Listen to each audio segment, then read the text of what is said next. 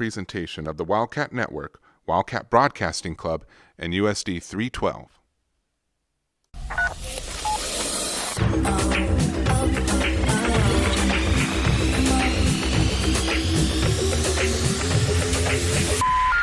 It's game time! Oh yeah, baby!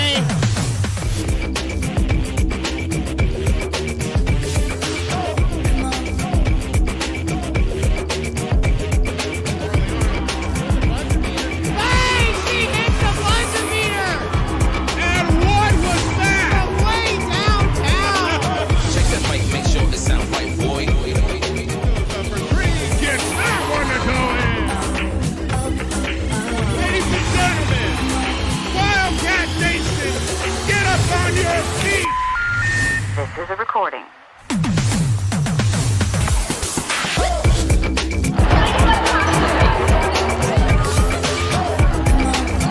And welcome to Haven High School, home of the Roaring Wildcats. And welcome to Senior Night 2022, right here on the Wildcat Network, as it's going to be the Hesston Swathers going up against the Haven Wildcats. Alrighty, let's go ahead and do the rundown here of thank yous and shout outs here tonight. I've actually got quite a few people here tonight. We've got Connor Keener, he's going to be working the main camera. That's the one that you see up here. I've also got Jillian Beckler. She's going to be working the camera as well, this main camera. And then down on the sideline cameras, yes, we've got two of them tonight. But down on the sideline camera, I'm going to have Briley Tebow and Mallory Miller. And then, of course, later on tonight, you're going to hear from Garrett Reese as we have the guys playing. But, of course, you're joined up here with myself, Paul Clements, and it is senior night tonight. I'm hyped up, and I hope you guys are as well. Do you know how it is? If you've been watching us for the last few years here, first of all, thank you. Second of all, you know how we like to do senior night. We like to show off a couple of our seniors and have a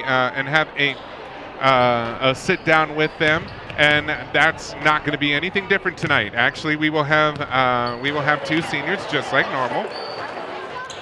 We will have for the first game here, we'll have Trayton Yoder. He'll be over here during halftime of the girls' game, and we'll have a talk. I just made it sound like he's in trouble, and we'll be talking to him. And then during the guys' game at halftime, we will have Amy Yoder, and we'll get the chance to talk to her as well and see how her senior year is going. But guys, obviously it is senior night. Yes, we're gonna have that going on at the halftime of both games here, and we will also show you guys the senior night festivities and all of that that goes on. But of course, we've got a few things that we've got to take care of first here, and that is. Of course, getting things. There we go. Getting things, pre-gamed and stuff like that. We've got about a little under 11 minutes here, and so I want to go ahead and take the time to talk to you guys about what is up and what is going on and what are the stakes for tonight's games. And so let's go ahead and take a look at those stakes here. All right. There we go. So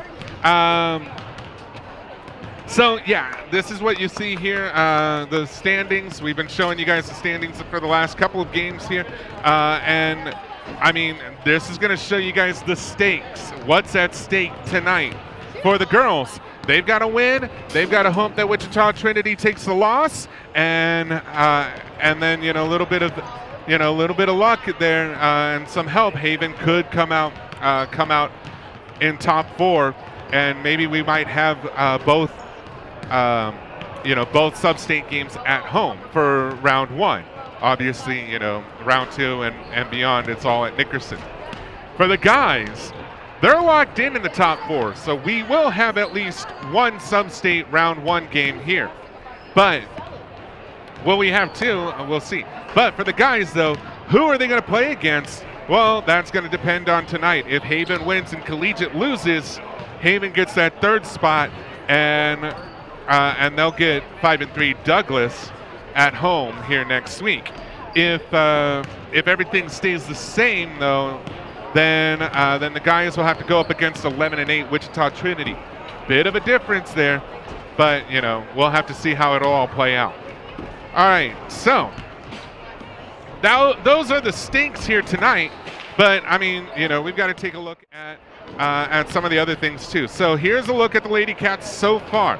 When we last saw them, they had been they got themselves on a 3-game winning streak, winning against Hillsborough, winning against Lions, and winning against Pratt. Both the Lions and Pratt game were by huge fashion here. And then Smoky Valley, they went and they took the loss by two possessions. It's Hesston tonight, and Hesston's going to be a tough opponent here tonight. All right, so, and how tough? Well, let's take a look at them. So this is the Lady Swathers here, 13-6, and their last 6, actually even more than that if you take a look at the Keisha results online. But their last 6 have all been victories here, and you take a look at their last few, they've been big ones too. So the Lady Cats tonight are going to have their hands full. But as we said before, you can write whatever you want on paper. The final score isn't determined by what's on paper. It's determined by what is played during the game itself. All right. Now, let's take a look at the guys' side here because we'll get that chance to pregame them here. So the guys here, as you can see, our guys, they are 13-6. They took the victory at Smoky Valley, but took the loss. They've against Pratt last time you saw them. They've been kind of on a win or on a loss win. Hopefully they'll be able to break that because this is the last game of the regular season. And what a last game they have to go up against because they are going up against number 2 in the state, Hesston, the Swathers. And just like with the girls, a lot of wins in their most recent history. In fact, they've only taken 1 loss this season. That was a long time ago. And a lot of big victories for Hesston. So we're going to have to see how that's all going to play out here. But it's going to be a tough matchup no matter how you look at it for both the guys and the girls because I'm going to go ahead and try to bring this up one more time here.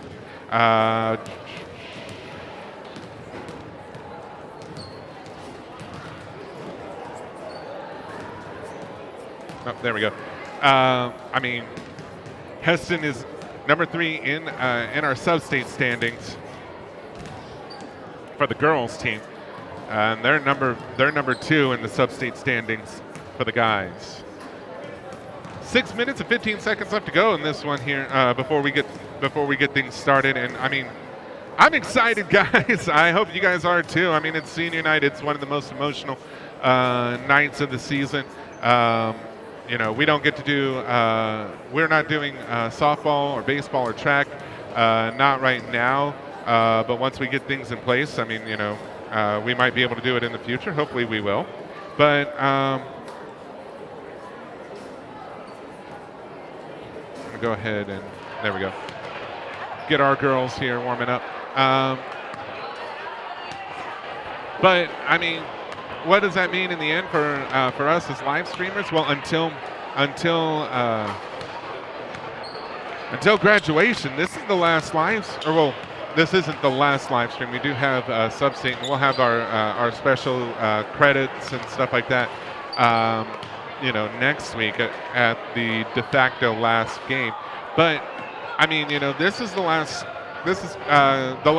true blue that was guaranteed prior to the season being played. This was the last scheduled home game, and so we get to show off our seniors here, and this is the last chance that we get to do that with this class here, here on the live stream. Of course, there is going to be a senior night for baseball and softball and track and all that. Don't get me wrong. Come out here, to see those seniors. But, this is going to be our senior night here on the stream. So, all right. You hear the band playing, and I'm getting a little emotional here because I've been here for 4 years. These seniors I've seen since their freshman years. So yeah, you might hear some memories being played out and talked about and stuff like that. And, don't you worry. We're still going to have some fun over here. All right, we've got about 4 minutes left. The game is still yet to come here, but let me go ahead and let you guys enjoy some Smoke on the Water by the band here.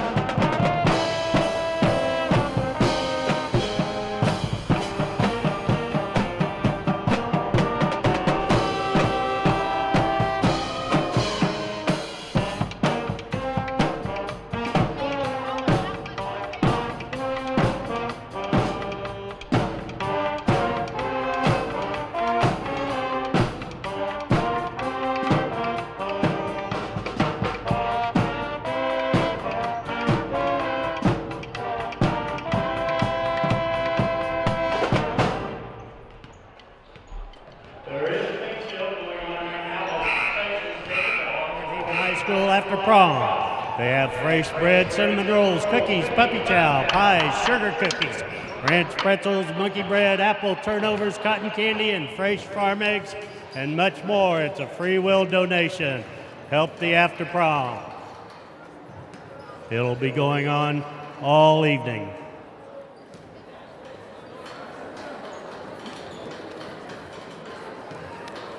All right, so one of the things that I want to go ahead and make mention of here. I mean, yes, it is our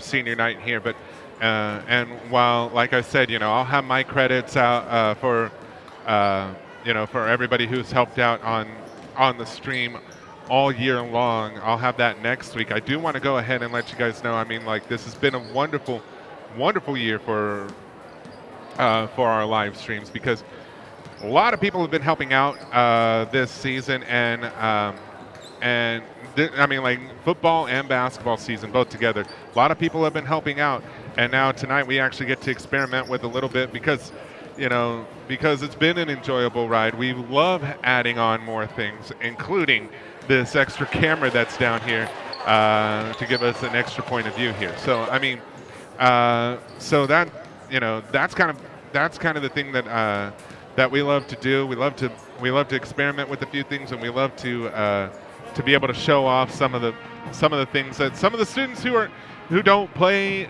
any of the sports and stuff, get them to be able to show off what they can and all that. And even if they're not in front of the camera, they still get to be able to help out and bring these to you guys every single time.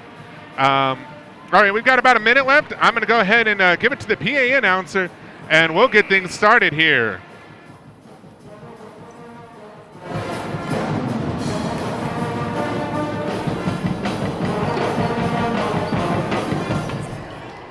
I'd like to welcome everyone to this evening's game between the visiting Hesston Swathers and your hometown Haven Wildcats. At this time, I'd like to invite everyone to please stand for the playing of the national anthem by the Haven Pep Band under the direction of Joe Ritchie.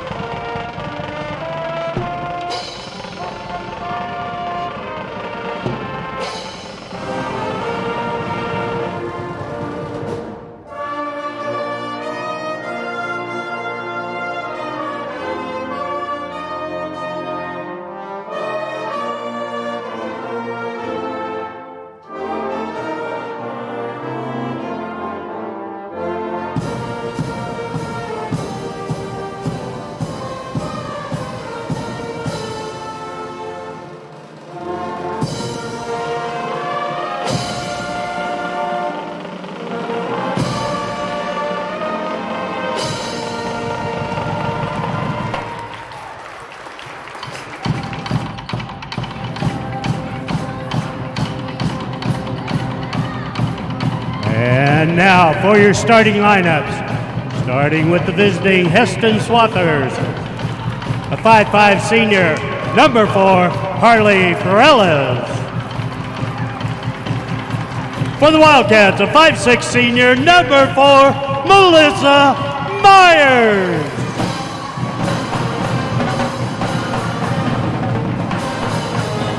For the Swathers, a 5'3" senior, number 5, Corinne Yoder.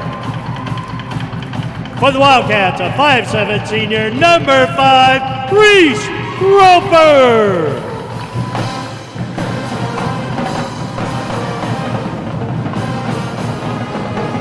For the Swathers, a 5'8" freshman, number 12, Kendall Brogan.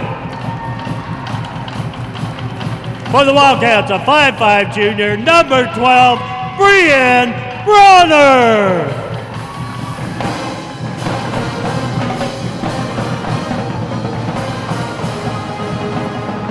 For the Swathers, a 5'8" junior, number 31, Anna Humphreys. For the Wildcats, a 5'8" senior, number 21, Amy Yoder.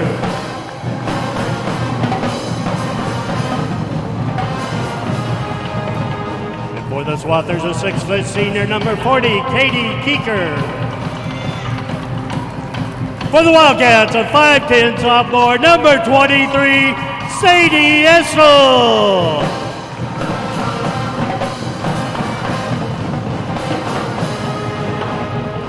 The Swathers are coached by Matt Richardson. The Wildcats are coached by Dwight Roper.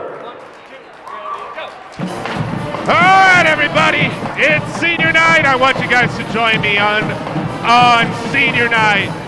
Because guess what time it is? Go on, I want you to guess what time it is. No, it is not 6 o'clock. You know what time it is? It's game time!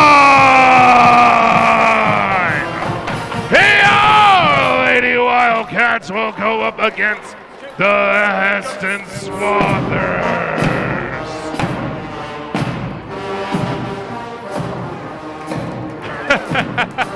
I had Connor Keener. He's like, man, this guy's crazy. No, you're good. You're good. All right. Let's go ahead and get the game going here. It's senior night, and like I said, it's going to be a tough one for these Lady Cats. But we're going to see how they can do here in this first game here. All right, here we go. We've got Sadie Essel. She's in the center, and the Lady Cats will get the first possession, and an early whistle is called here. And here's a look at the roster here for the Wildcats. Just like we've been doing it all season long here, rosters here. To show you guys who's going to be or who's playing and at what position here. All right, here we go. So an early turnover here on that tip-off, and now we actually do have a foul here, and it looks like it's going to be a shooting foul here. And it's on Bree Bronner.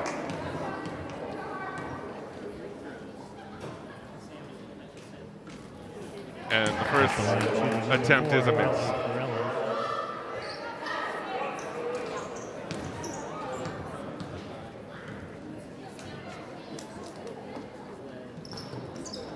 And an 0 for 2 there for Riley Kramer. And now the Wildcats will have it here. Senior night, so seniors start. And then we do have one junior who is Bree Bronner, and then we have one sophomore who is Sadie Essel. Sadie Essel currently has the ball.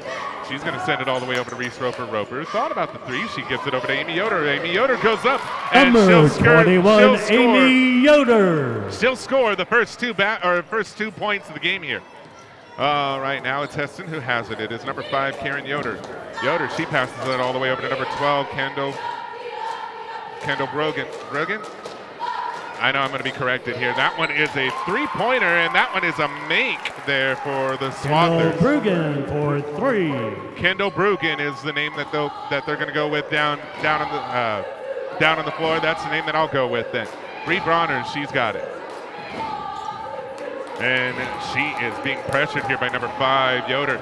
But Bree Bronner, she splits the Red Sea, not able to get the basket there. But Sadie Estel, amazing find to get that over to Amy Yoder. Yoder was fouled going for the shot, so she'll go to the line and she'll shoot 2 free throws. Harley Corellas, her first team foul tonight, shooting 2, number 21. Okay, so they're saying Harley Corellas. So.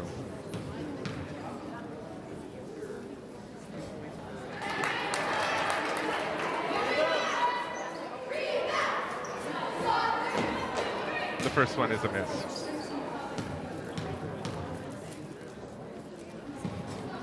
Oh for 2 there at the line.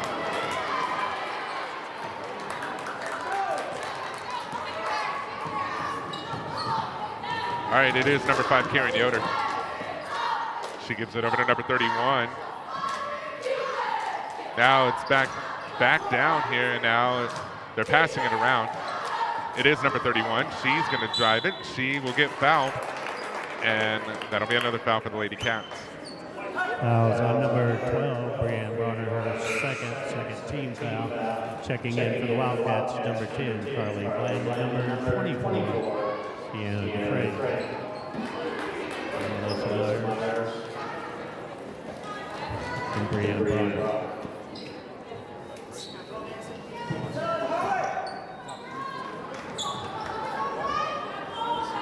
All right, play starts back up again. It is number 12, Kendall Brogan.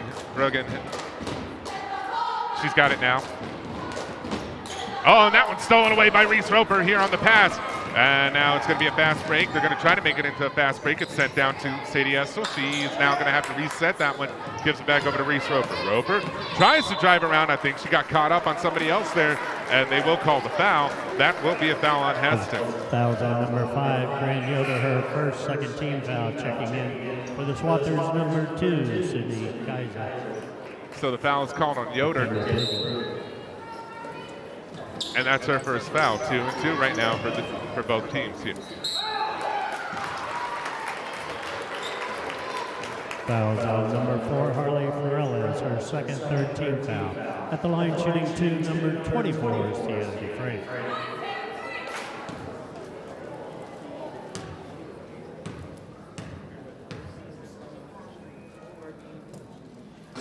Dufresne gets the first 2 Checking to go for in. the Swathers, number 34, Carly Bartell for Harley Corellas.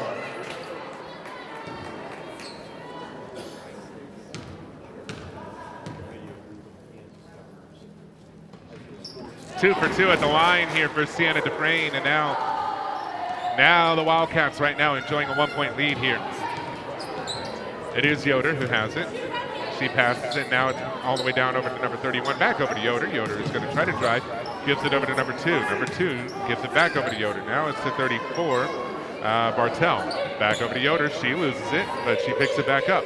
Number 2, Kaiser, and now it's number 31 for the three-pointer miss on that shot. And I believe number 31 is Anna Humphreys. The Lady Cats have it. They've got the 1-point lead here. It's Sienna Dufresne, and they're going to call a foul here, and they're calling a foul on Hesston. On number 31, Anna Humphreys, her fourth team foul. 4 fouls now for Hesston. Reese Roper gives it over to Sadie Estel. Estel goes up, and wow, that was a beautiful bucket. Sadie and now Estel. Sadie Estel, who now has her her first 2 points on the night. She makes it onto the board. It's now 6-3 for the Lady Cats. Down number 40, she misses on the shot. They get the rebound back, and that is number 34, Carly Bartell, who got that one.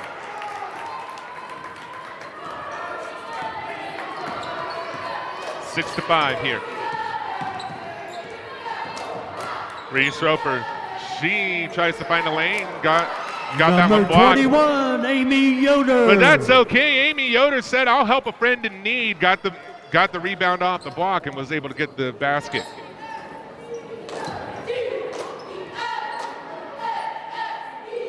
Hesston right now passing it around. It isn't. Well, it was in the hands of number 2. Harley Perales, but she loses it on the pass there, and now the Lady Cats will have it.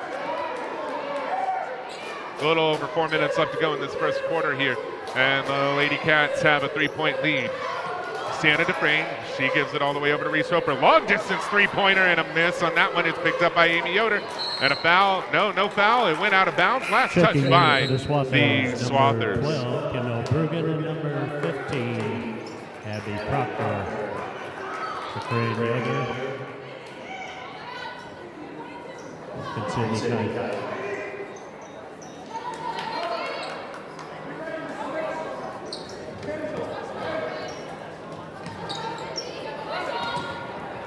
The inbounds, and that one gets lost, and now it's Swathers who have it. It is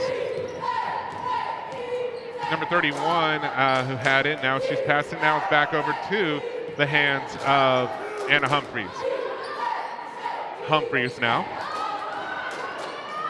and they're trying to see if they can be able to cut that lead here. That three-pointer is not going to go in, and so now the Wildcats have it once again here.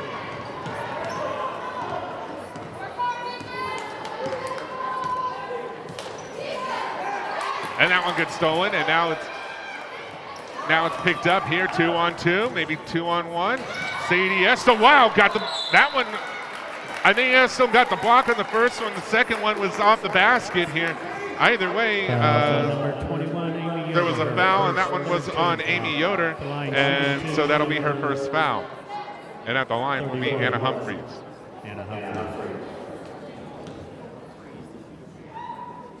And the first one was a make for Anna Humphreys.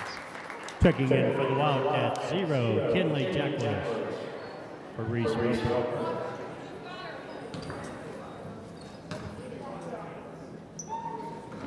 Two for two at the stripe there for Anna Humphreys, and now they pull back to one. Sienna Dufresne, she's going to have it. She's going to try to call out a play. There is now Sadie Hesston. She looks for a friend, and she finds one in Carly Bland. Bland tried to drive in. Now she gives it back over to Hesston. And now Sadie Hesston's looking for a little bit of help here. She's going to drive it, gives it over to Carly Bland. Bland goes up, long distance two, miss on that shot. It's picked up by Dufresne, and Dufresne, number 24, was able to get that one back up and into the basket. Now it's back to a 3-point lead for the Lady Cats. Humphreys. Now she passes it all the way over to Proctor. That one is now all the way over to number 12. A lot of people in that one. Lots of traffic here, but a foul is called nonetheless. Fouls on number 24, Sienna Dufresne, her first 14 foul. Line shooting number 34, Carly Martin.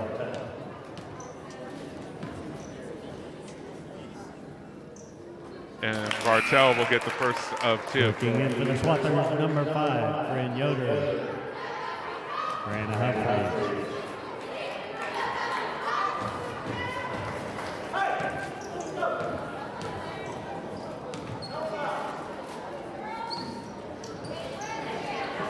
And she splits it, but that one was picked up by number 40. Fouls on number 24, Sienna Dufresne, her second 15 foul. At the line shooting to number 40, Katie Keeker. And the first one goes in for Catherine Keeker. Checking in for the Wildcats, number 12, Brianne Bronner. Amy Yoder.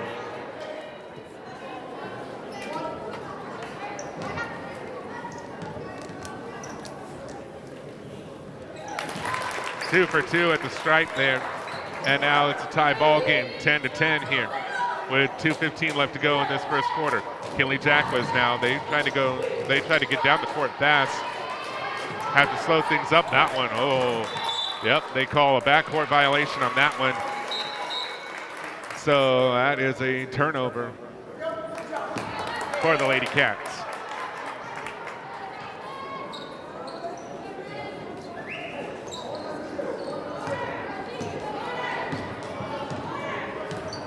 All right, Corinne Yoder.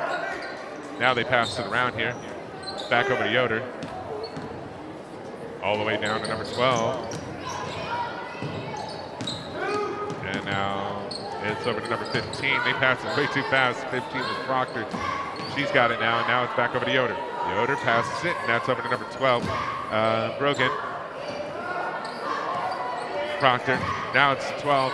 Three-pointer, and that is nothing but net on that one.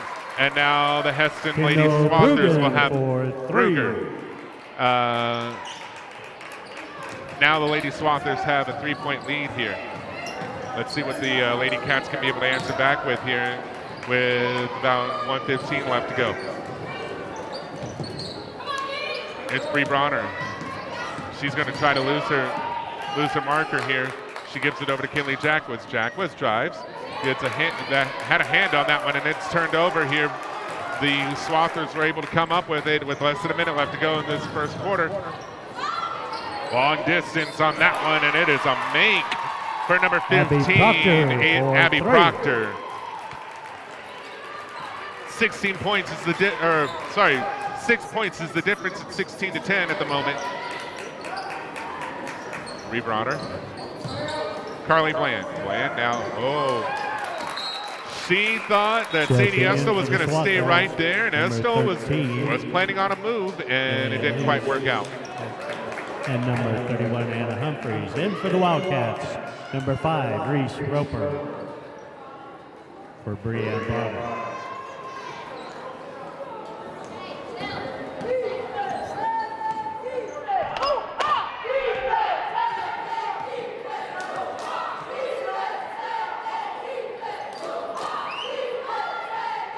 All right. We're back at it here, and Hesston they were holding it so that way they can be able to get the last shot here. It's over to it's 34, Bartell, and a foul is called.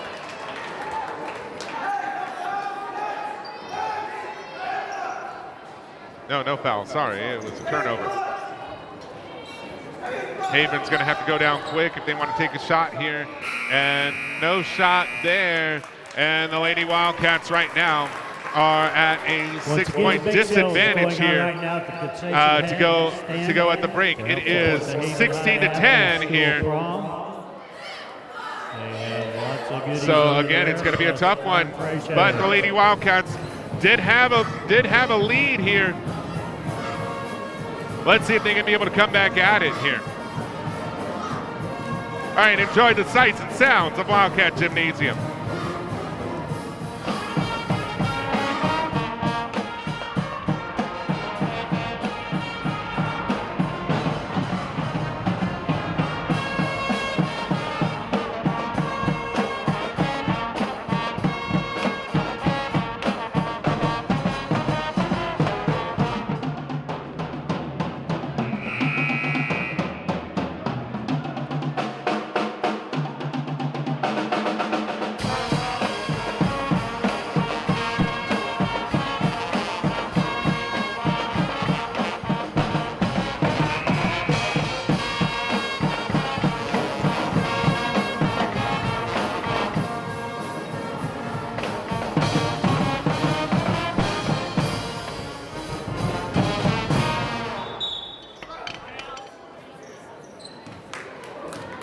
All right, it's now the start of the second quarter here.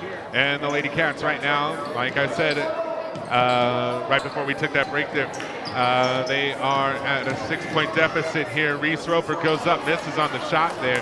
That would have put them to about 4 here. That one was a drive. That one was it was a stop drive, but then it was passed and then fouled here. So the Lady Cats get their 6th foul here. First, 16 foul. The line shooting number 31, Anna Humphreys.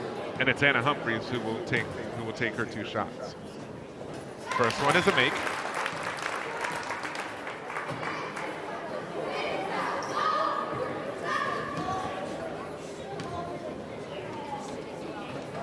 And she goes 2 for 2 at the line. All right, to reset everything on the floor here, I mean, right now, the Lady Cats, or to get you guys all set up for the second quarter here, the Lady Cats had an early lead. It was a 3-point advantage. It's the biggest lead right now that any team has had here. 8 points between the two teams. 6 fouls for the Lady Cats at the moment as that one was stolen away from Kinley Jacquez. 6 fouls are credited to the Lady Cats here, and that one was their 7th one, so that's going to land Hesston into the bonus. 4 fouls for Hesston here. Checking in for the Wildcats, number 21, Amy Yoder. For Sienna DeFrank.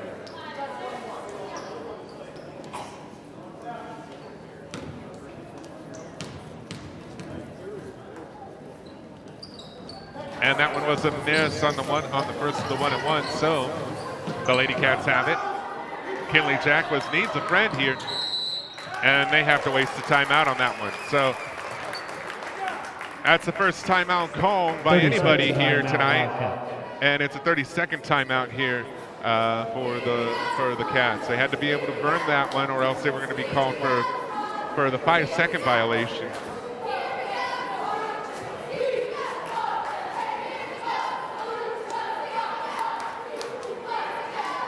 So right now, yes, the Lady Cats are at an 8-point deficit,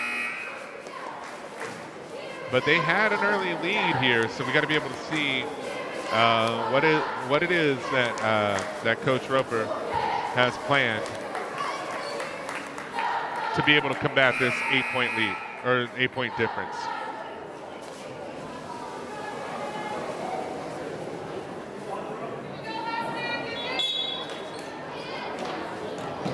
Almost a shade of Cal Stanford there, for those of you who remember the football game with the band at the end. Reese Roper just got that one stolen away from her, but they're going to call a foul, and I believe they're calling a foul on Haven there. And that's the 8th team foul for the Lady Cats. Her first 8th team foul. At the line, shooting number 5, Corinne Yoder. And Reese is like, what could I have done in that situation? First one is a make.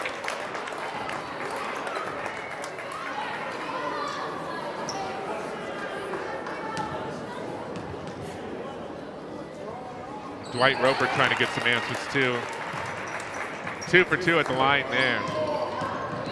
And it's 10 points, that's the difference. There's the foul there for Hesston, or on Hesston. Fouls on number 12, Kendall Bergen, her first 15 foul. And that's the 5th foul for Hesston here. Now the Lady Cats, they've got a 10-point deficit here. Reese Roper just gets that one taken away from her there. And now, oh, wow, okay. So now another turnover here as the Lady Cats were able to fight back and get and create the turnover. Roper did have that one poked away from her. Let's see what's going to happen here. Kinley Jacquez now. She gives it over to Reese Roper. Roper, 3-pointer, and a miss on that one. That one was a little too short. That one goes out of bounds, and that one will be for the Wildcats, number 10, Carla Heston's ball. For Reese Roper.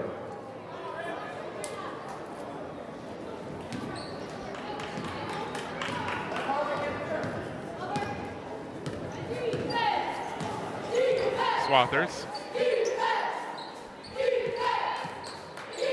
They have the ball. It's a 10-point difference. 10-point difference. Humphreys. Yoder. All the way down to number 40. Miss on the close ranger there. And that one will go out of bounds. They said it was last touched by the Wildcats.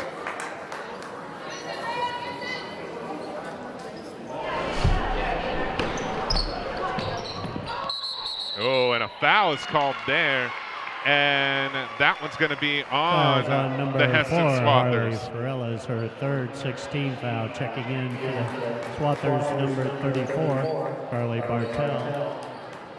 For Harley Farella. Bree Bronner racing her defender there. Now they're passing it around around the perimeter here. Carly Bland all the way over to Amy Yoder. Yoder looking for somebody, gives it over to Sadie Estel. Estel gets Number the 2 points to 23, go in. Sadie Estel. And that'll end the drought for the Lady Cats here. Now it's back to an 8-point ball game.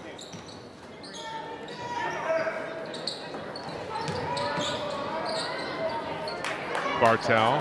Now it's picked up by Sadie Estel. Now it is Kinley Jackless. Jackless is going to drive it. Gives it over to Bree Bronner. Over to Estel. Estel gives it over to Bland. Bland finds Estel. That one gets tipped away. Now it's one-on-one here. And that one's going to go in for the Swathers. And it was Bruggen who got that one. That's her 8th point on the night. Sadie Estel misses on that shot there. Now it is number 31, Patel. And a foul. No, travel is called here on the Swathers. And so that'll be a turnover. 15, that'd be Proctor. Brianna Humphreys. If it were a foul, that would have put Haven into the bonus themselves. So we're going to be paying attention at that next foul if it happens. Carly Bland gets that one poked out of her hands there. Now it's over to Sadie Estel. Now it's Bree Bronner. Remember, if the Lady Cats want to host, they have to win this one here. Bronner. She's going to drive it. She gives it over to Bland. Now it's Sadie Estel. Now it's Jackless for 3. Bang! Kinley On that one. Jackless for 3. And now the lead has been cut down to 7 here.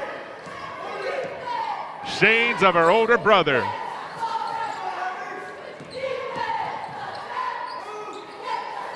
Bland was the defender there, had a hand on it. Now we've had a crash there and a foul is called, and that will go the way of the Wildcats. Foul on number 5, Corinne Yoder, her second 17th foul. And because that was the 7th foul for the Swathers, Carly Bland will go to the line and shoot the 1-and-1. At the line shooting. Number 10, Carly Bland.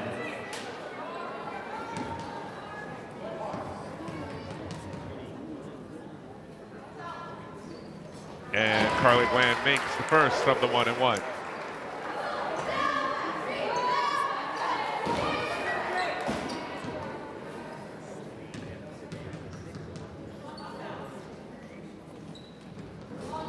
That one rattled in and out. That one was picked up by Sadie Estel. She thought she could get the shot in. It did not go in, and it got poked out of bounds. Last touch by the Lady Cats. Carly Bland. Kinley Jackless' three-pointer and Carly Bland's free throw make there. Now get the Lady Cats to a 2-possession ball game, or made it to a 2-possession ball game. That is number 15.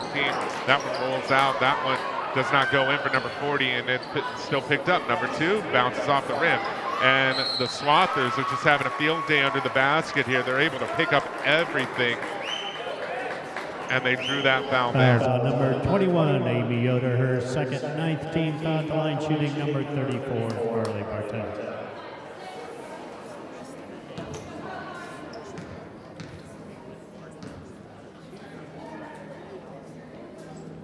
And that's a miss on the 1-and-1. Or not the 1-and-1. That's a miss on the first of 2.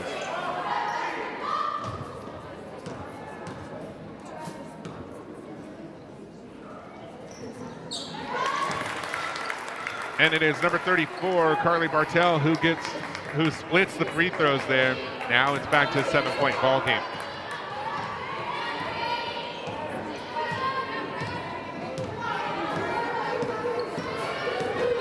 Reese Roper, she tries to drive.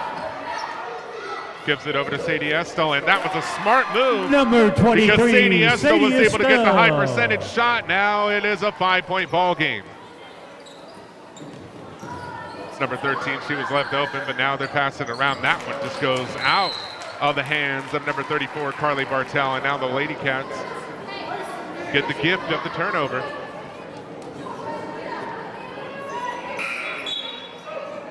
Checking in for the Swathers, number 5, Fran Yoder.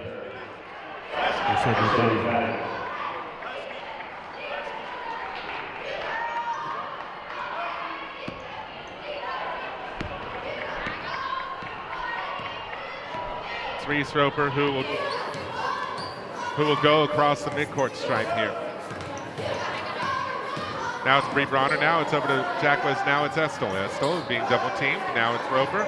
Roper tries to drive it. She's being triple teamed. That one's stolen away, and that one's going to be a free ride to the basket here for Yoder. No, it wasn't.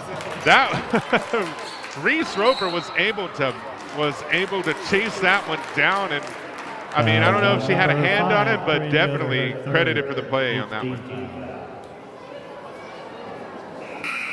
And a foul for the Swathers here, and that's gonna send Kinley Jacquez over to the line. At the line, shooting 1-1-0, Kinley Jacquez.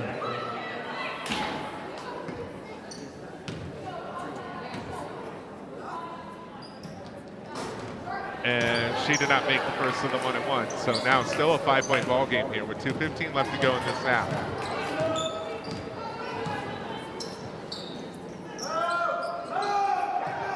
Swathers are passing it around right now. That one goes all the way in for number 40. Now it's number 31. And a travel is called on Rihanna Patel. Oh no, on Anna Humphreys.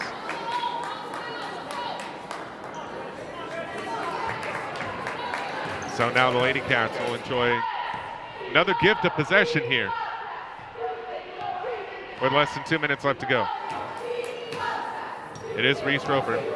She gives it over to Bree Bronner. Bronner now over to Jacquez. Now it's over to Sadie Estel. Estel giving it over to Roper. Roper in what could be her last home game here. Same thing for Amy Yoder. They're both on the court. The third senior is Melissa Myers. She started tonight's game here. It's over to Sadie Estel. She goes up and she'll make that Number one 23, count. Sadie Estel. And Sadie Estel right now on a tear here. It did say 6 points, but now it's 8 points to her name. Humphreys.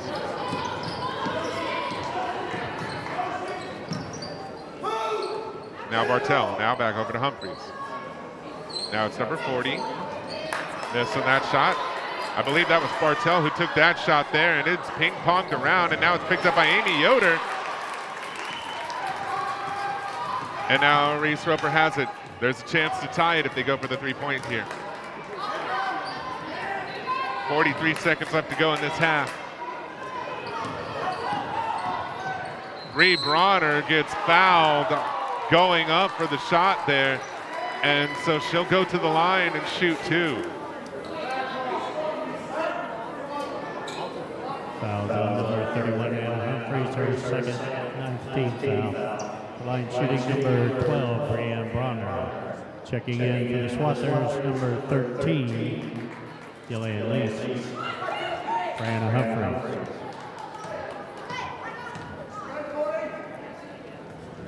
And that was a miss there. And now the Swathers will have it. They're racing down the court. That one is a miss. And a foul there. That is the 10th foul, so that is going to lead to guaranteed 2 free throws. Number 5, And Sadie Estel with a bit of a physical play there. She looks to be in pain. Hopefully she'll get the chance to come back out here. At the line shooting number 12, Gillian.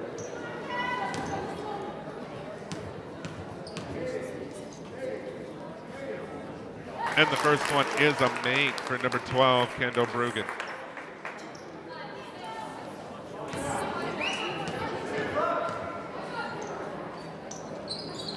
Two for 2 there. Now it's a 5-point game here.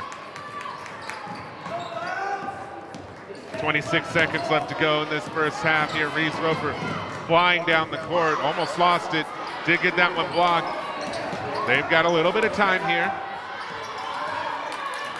Jack West for 3 and almost made it, but that one will roll out of the rim. And that one goes in for number 12. Kendall Brugan. Kendall Brugan, and Reese Roper tries for the long shot.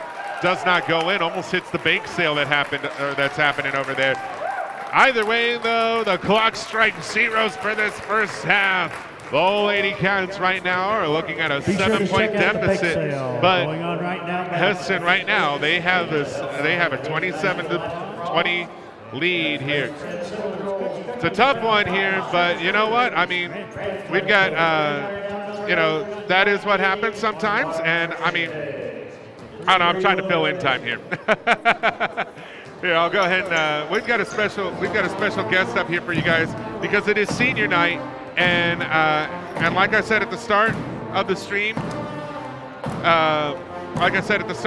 we like to do something special for senior night and have an interview with our seniors. That's your kill switch right there. So on and off and all that. But we've got the one and only. I think when the one and only Mr. Trayton Yoder. How you doing, Trayton? I'm doing good. So, okay, it's senior night. How are you feeling about tonight?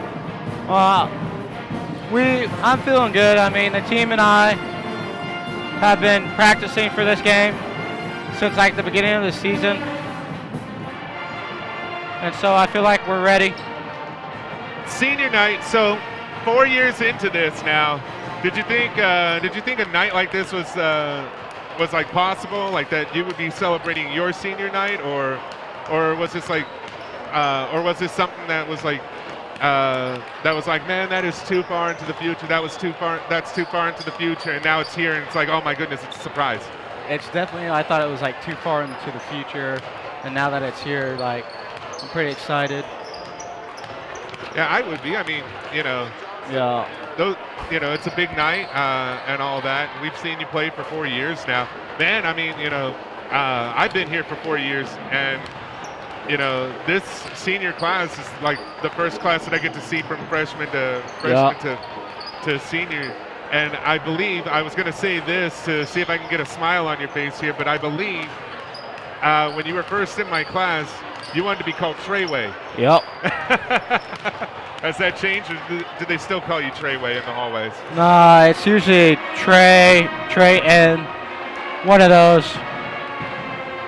Been a while since you've been called Treyway, right? Yeah. So, all right. So, all right. So both you and your brother Tate have signed on to play for Friends University next year. Yes. And I know that you guys are looking forward to that. Going to play some football and all that. But I mean, like before that, do you have any like plans? Are you doing any of the spring sports or anything like that?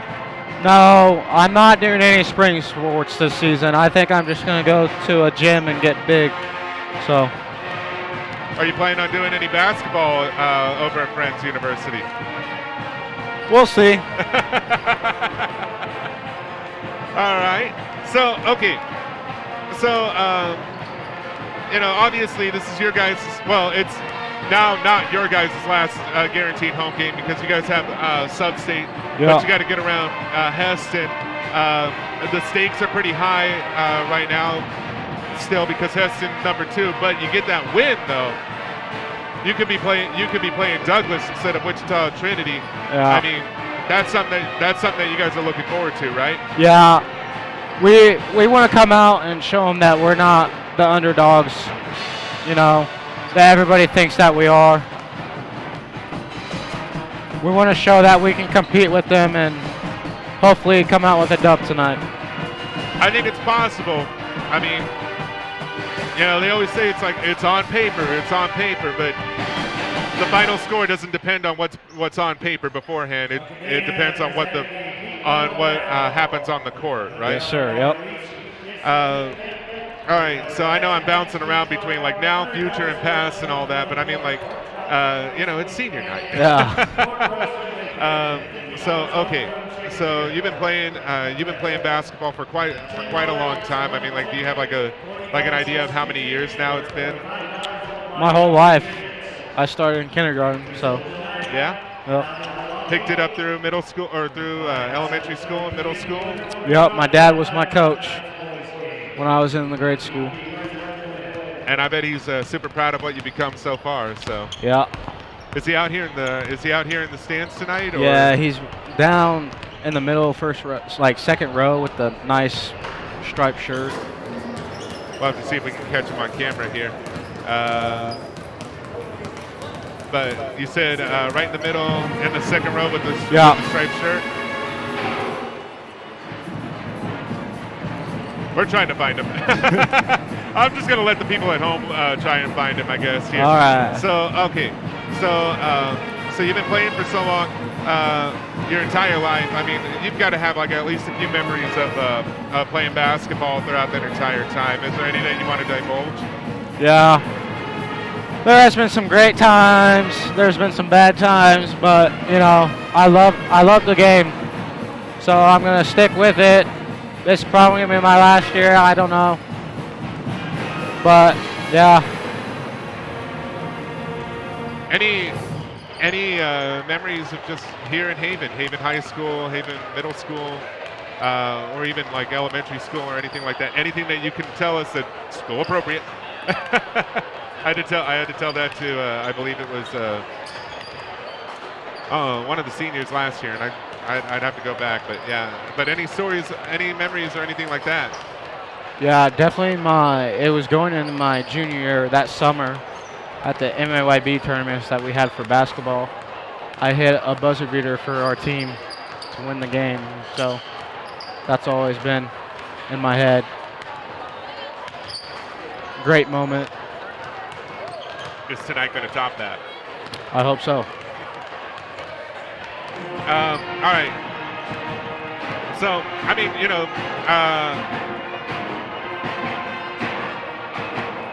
all right, so I guess, you know, going through the past now, I mean, like, I know, like I said it before, you're now signed on to go and play and be a student over at Friends University. You know, we talked about the possibility of playing basketball. Of course, football is going to be the big thing, too. That's why you're going to be in the gym later. Yeah. And all that. But, I mean, like, what are some of the things that you're looking forward to the most with Friends? Making new friends, you know, getting my business degree. I feel like that's going to be a lot of fun. And just make new friends, I guess. Yeah. Well, college is always good for that. Plus, you're not too far down the road, so you can always come back up here. Oh, yeah. Plan on it. So, all right. I mean, and, you know, number one, you know, shout out to you know, to Coach for letting you come up here, even though, you know, like your teammates are doing the shoot around right now. But I mean, like, you feel like you're warmed up and ready to go for tonight's game? Yeah, I feel good. I'm ready. I mean, it depends how we come out. If we come out strong and physical, we have a very good chance of winning this. But if we come out soft and, like, not physical at all, they're definitely going to cream us. Yeah, let's pregame the second game coming up. I mean, we've got a couple minutes left here, but I mean, like, so coming out strong, that's going to be key. Yes. You know, because Hesston is a strong team and all of that. But, yeah, I mean, you know, you're not far behind them. And, of course, should you win and should, I believe it was Collegiate, we'll go ahead and bring that information up here. Should Collegiate lose, you get that third spot. You play against Douglas. That's a difference between an 11-8 Wichita Trinity and a 5-13 Douglas. I think you guys are salivating for that one, right? Yeah, we definitely want to win this so we can be the third seed for our sub-state, so we can play Douglas. It'll be easier for us, and like, it's gonna be a good sub-state. It will be, and it's just down the road a little bit past South Hudge. So for those of you who are a part of the district, go out and watch those games. You know, we love it that you guys are on the streams with us, but these boys right here, they're gonna need all the support. Same thing for the girls that you know, when they get out there. Yes, we are. I mean, I've been there when it was over in Hesston. I've been over here and seen it live over here. The energy is ecstatic. It is. I don't know. You can't compare it to anything else. No, it's March Madness. Feel free to stick around for at least a little bit if you want to. Call some of this third quarter action here as we get started with the girls game. All right, so we see that the girls right now they're at a 27-20 deficit. I mean, what do you think that I don't know how much you've been watching the game here, but like, what do you think that the Lady Cats need to do to be able to secure the victory here and maybe get a home game here for first round? They definitely need to come out like they did in the first quarter. Play physical, move the ball, share the ball, play as a team, play together. All that good stuff. We're gonna have to see how that plays out here. Yeah, like I said, feel free to stay up here throughout the third quarter. Get the feeling for the microphone should you want to do this later on. All right, so early turnover here as that was a travel there, and we're still in 2022. Traveling is still very much restricted in this era. Indeed it is. All right. Passing it around is Reese Roper, who has it. She's going to go up there. And good shot. Beautiful shot there. And now it brings it down to a 5-point difference here. And so you guys have been playing with the, traveling and playing with the girls team. I mean, one thing that you look forward to with this girls team when they go to Sub-State? Hopefully that they win their Sub-State, and hopefully we win our Sub-State. Get both teams into state. That would be a big thing. The double bonus on that one would be if you guys win. Well, it's over in Nickerson. That's rival. Yeah. I mean, I don't think that they would let up if we were hosting Sub-State. No. And they won. That one is a beautiful shot by Sienna Dufresne. All right, well, Trayton, I guess you're gonna be heading back down here. So we thank you very much. Real quick here, while I still have you up here, anybody that you want to do a shout out towards or anything like that? My family. Oh, here, let me turn that up a little bit. Yeah, can you do that again? My family. All right. All right. So shout out to the Yoder family and all that. Thank you very much, Trayton, for joining us tonight. So no problem. It was fun being up here. Go Cats! All right. I'm hoping that you guys made me go crazy up here. All right. A timeout is called here, and that one was on Hesston. And yeah, just as I said earlier, Trayton and Tate were both signed to be a part of Friends University starting next year. So Friends University, look out! You got some mighty good, mighty strong, mighty big boys coming to play football. Timeout is called here, and now the Lady Cats, they've been on a roll here. They're back down to a 3-point deficit here.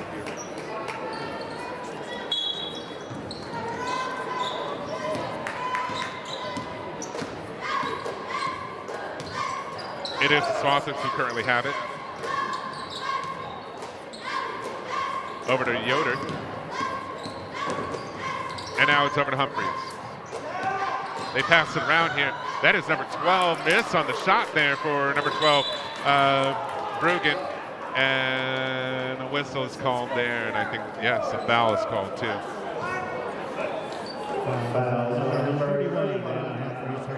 First team foul.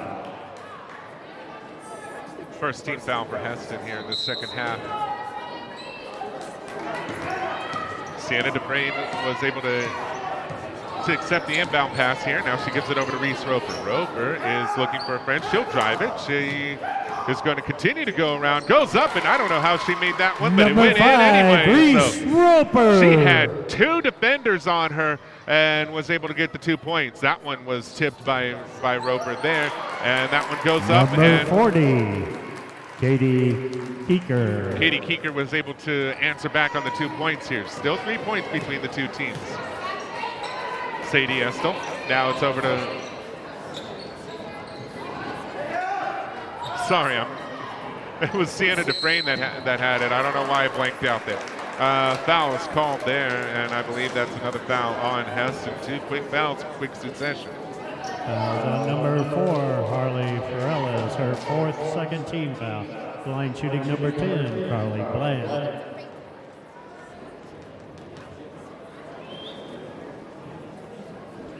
And Carly Bland misses the first of 2 guaranteed free throws. Carly Bartel for Harley Ferrella's.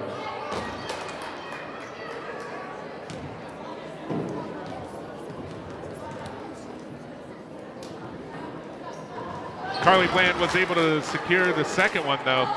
She splits the free throws. Now it's 2 points between the two teams.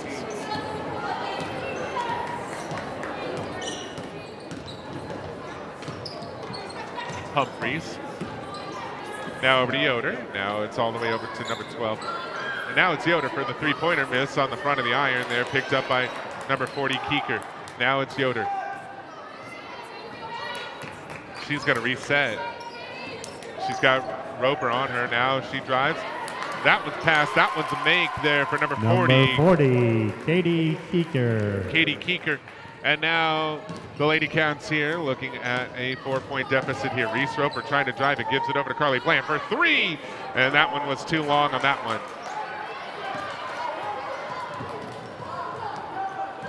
Humphreys had to slow things down there. Keeker, now Yoder. Now Humphreys, passing it around. That one's going to be a shot there, and that's a make, and it's a three-pointer there for number 12. Kendall Bruggen for 3.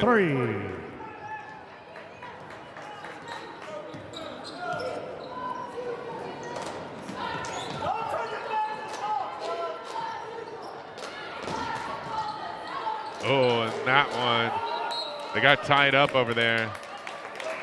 And Coach Roper's wondering, where's the foul there? Checking in for the Swathers, number 2, Sydney Kaiser. But they didn't call the foul.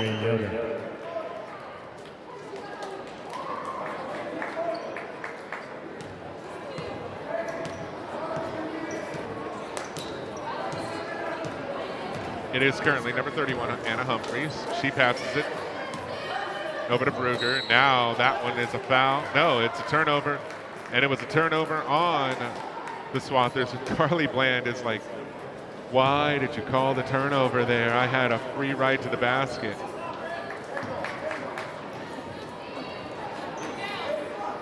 Reese Roper off the inbound. Now it's over to Bland. 7 points is the difference. Down to Sadie Estel. She's got 3 on her. And that didn't matter. That one rolled in. Number 23, Sadie Estel. And Sadie Estel right now has 10 points to her name. And remember, she is a sophomore. You're going to see her for the next few years, too.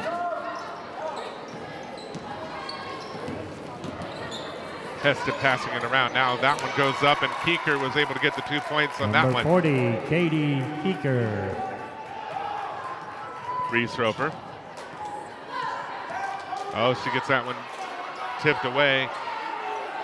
Gives it over to Bland. Bland tries to drive around, and a foul is called on the floor there. Fouls on number 34, Carly Bartel, her first 13 foul. Checking in for the Swathers, number 15, Abby Proctor. For Kendall Bruggen. In for the Wildcats, number 21, Amy Yoder. For Carly Bland. Bree Bronner, she's going to have to get that one out. She does. She finds Sadie Estel. That one goes over to Reese Roper. Now Roper goes up, and she'll get 2 points to fall in. Reese Roper. And that's going to be a big 2-pointer there here for the Lady Cats. Now that one gets answered back, though. So it seems like the Lady Cats are trying to. Seems like the Lady Cats are trying to get closer, but the Hesston Swathers are able to answer back with 2 points of their own. And that's why they say defense wins championships. You can score, but you have to stop letting the other team score. It's Reese Roper. She goes long distance three on that one, and that's a miss. A little too much on that one. Picked up by Amy Yoder. Yoder tries to pass it out there. Foul is called, though, and that's going to be a foul on Katie Keeker. Fouls on number 40, Katie Keeker, her fourth team foul.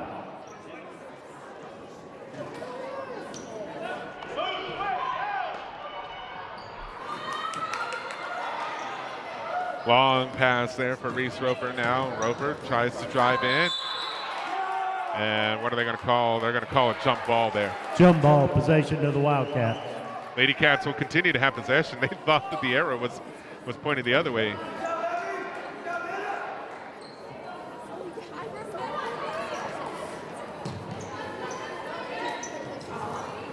Picked up by Sadie Estel. Now back to Sadie Estel. Now it's back to Sienna Dufresne. Dufresne, long distance three-pointer. Miss on that one. And it's picked up by the Swathers, but they lose it. Now it's over to Amy Yoder. And everybody seems to have it. Now it is Anna Humphreys who has it. She's going to try to drive it down the court here. Minute 30 left to go here in this third quarter.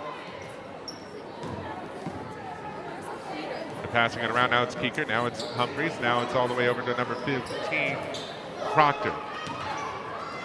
Now it's 34, and that one will go in for number 34. Carly Bartell. Bartell now with 6 points to her name here tonight. It is 31-40 here. The Lady Cats are at a 9-point deficit. 55 seconds left to go. It is Bronner. She gives it over to Amy Yoder. Now it's Reese Roper. Roper is going to give it, well, she tried to give it to Sienna Dufresne. It is saved by Sadie Estel, and now it is Reese Roper once again. And now Roper's going to go ahead and reset. Passes it over to Estel. All the way down to Bree Bronner. Bronner fights everybody to get that bucket. Brienne Bronner.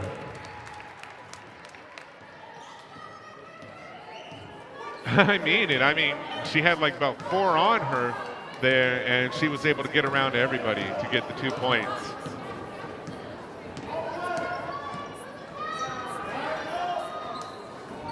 Seven seconds left to go. That one's going to be a three-pointer by Proctor. That's a miss, picked up by Keeker.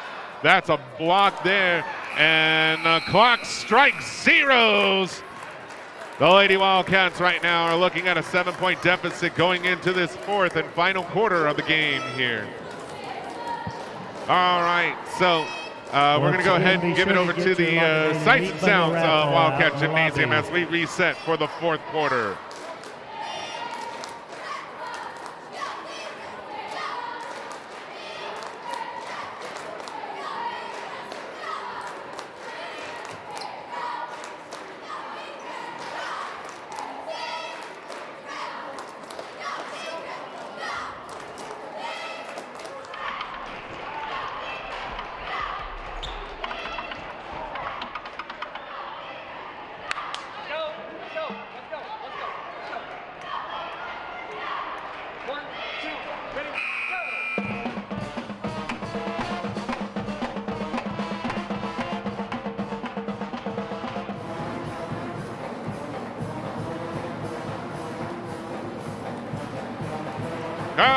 It's the fourth and final quarter. Is it going to be the fourth and final quarter for the Lady Cats here at home? We'll have to see here. Because next week is sub-state. Should the Lady Cats be able to get back out or get back and win this one and have some luck go their way here in some of the other games, they may be able to host their first round matchup. But either way, next week is sub-state. Dates, times, and opponents. Well, that's all to be announced. Be paying attention to the Wildcat Network YouTube channel. That one goes number 5, Corinne Yoder. Goes in here. But be sure to pay attention to the Wildcat Network YouTube channel, 5, to the Haven High School Bulletin, and also on Facebook for all the details on the sub-state games. And the and one was a make on that one, so now it's back to a 10-point difference between the two teams here, as that was a foul on the Lady Cats. Kinley Jacquez, she finds a friend in Reese Roper. She's got to race it down now, and she's going to go over. She's going to cross over. She goes up, and no block. A foul is called there. And so Reese Roper will go to the line and shoot 2. Foul at the line, shooting 2, number 5, Reese Roper.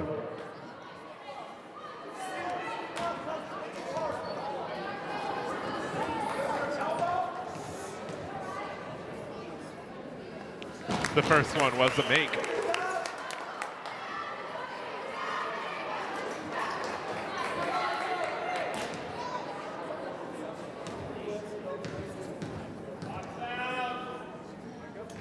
And Reese Roper goes 2 for 2 at the stripe.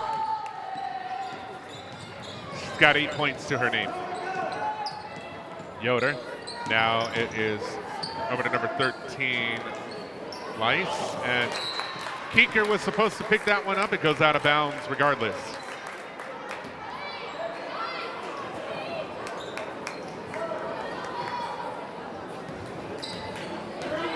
Eight points is the difference here. Reese Roper has it. She gives it over to Kinley Jacquez. Now it's over to Sienna Dufresne. Now it's over to Reese Roper. She almost loses it. She was able to go around, gets 3 defenders on her. She shoots with 3 defenders on her. She draws the foul, and she'll go to the line and shoot 2. Foul is on number 13. Gillian Lease, her first.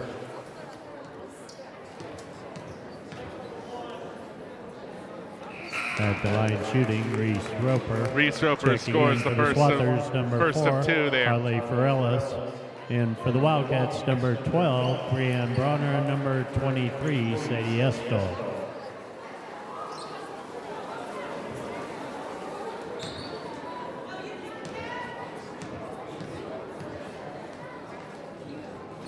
Two for 2 at the line for Reese Roper, and now it is a 6-point ball game.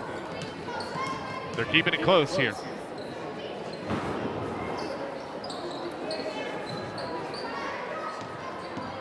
It is Yoder. She passes it out to number 13. Now it's over to number 4. Miss on that one, and now the Wildcats will have a chance to be able to get it down to 1 possession. It's all the way over to Sienna Dufresne. Dufresne goes up, and she'll go in. Number and 24, that one will be a foul. And Sienna she'll go to the Dufresne. line for the and one opportunity. Fouls on number 13, Gillian Lease, her second. Checking in for the Swathers, number 31, Anna Humphreys for Gillian Lace. At the line, shooting 1, number 24, Sienna Dufresne.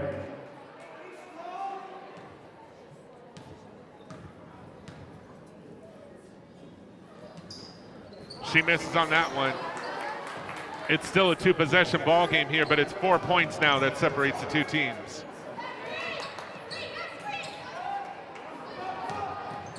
It is number 12 here who has it. That is Brugan.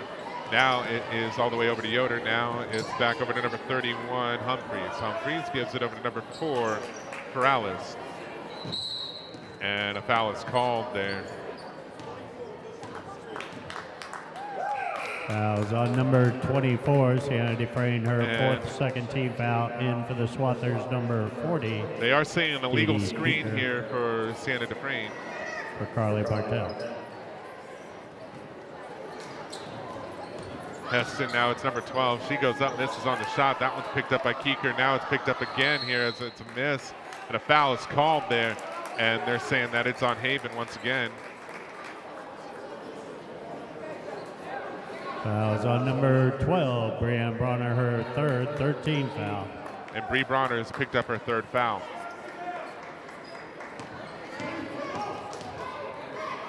That one goes up, and it's Number a make 5, Corinne Yoder. for Yoder.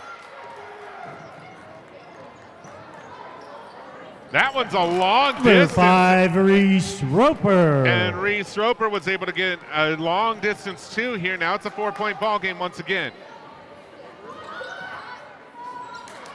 Long distance shot was no go. It's picked up by Reese Roper. Roper now, she's going to drive it past the midcourt stripe. Gives it over to Kinley Jackwes for three. Bang! Kinley And the Jackwes Wildcats for have brought it back three. to one here.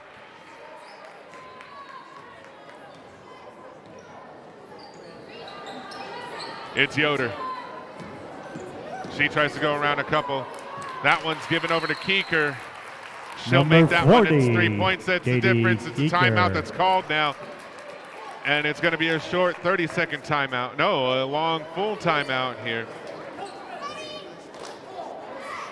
And that's going to be a Timeout, timeout Swathers. by the Swathers here. That's their second timeout.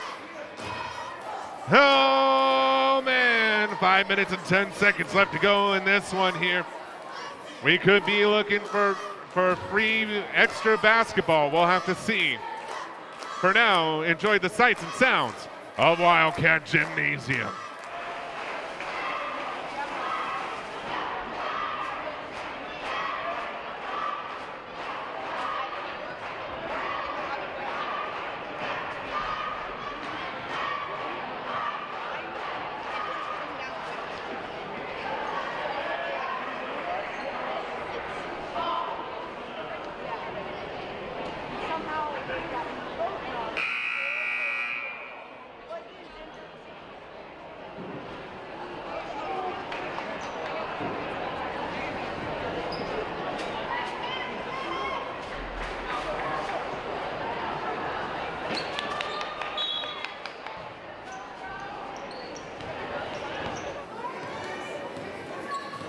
Going out of the timeout here, and now the Wildcats have it. It is 3 points that is the separation. Reese Roper goes up and Number makes it a 5, 2 point, Reese or sorry, a Roper. 1 point difference here with less than 5 minutes left to go. Now it's Yoder. She now has to give it back out over to Keeker here. That one almost gets stolen away. A hand though for the reach in, and that'll be a foul on Carly Bland. Fouls on number 10, Carly Bland, her first, fourth team foul.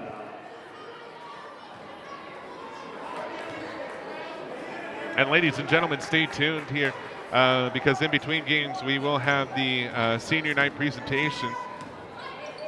And then, of course, we'll have the guys' game here afterward.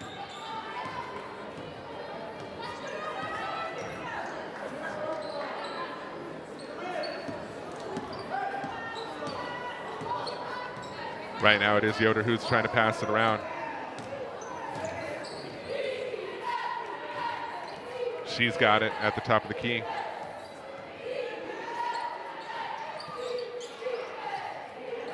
Now it's Humphreys. Now it's Keeker. Up.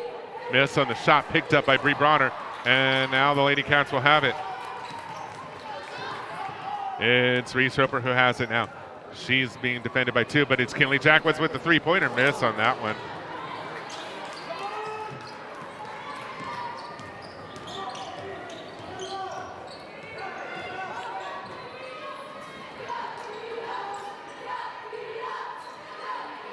Keeker inside and in Number it goes 40, there. Katie Keeker.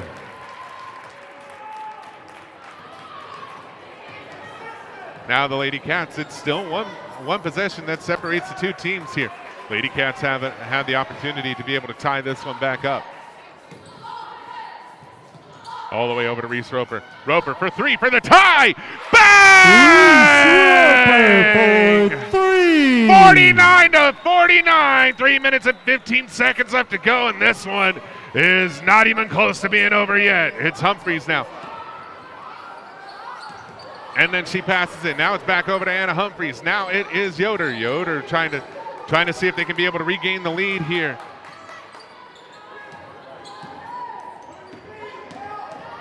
In and over to Keeker. Keeker will get that one to go in. Now it's 2 points that separates 40, them. Katie Here now the Lady Keeker. Wildcats, they can be able to tie or gain the lead on this one. Down to Bree Bronner. She loses it, and that one will go out of bounds. Last touch by the Checking in Wildcats. for the Wildcats, number 24, Sienna Dufresne, for Carly Bland.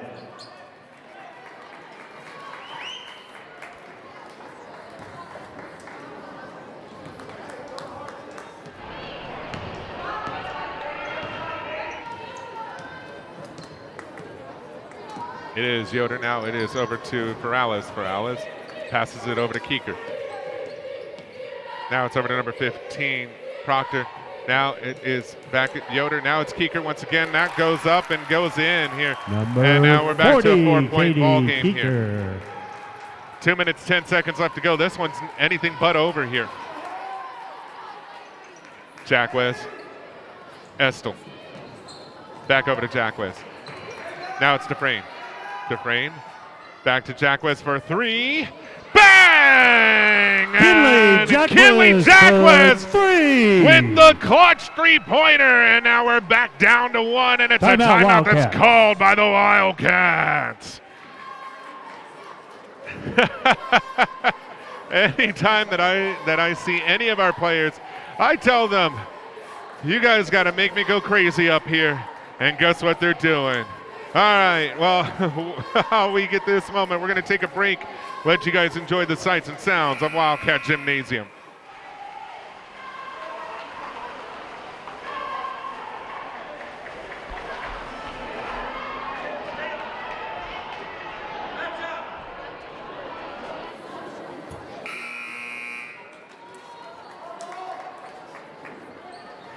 And that one was a quick timeout here.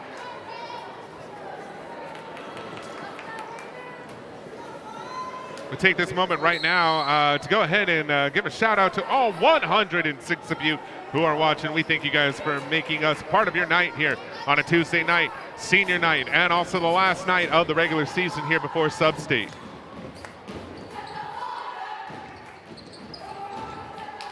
It's Proctor. It's now Yoder. Now it is over to number 12. Now it's back over to Yoder. Yoder tried to pass it. It's Katie Keeker who tried to have it. Jump ball is called. Jump ball possession to the Wildcats.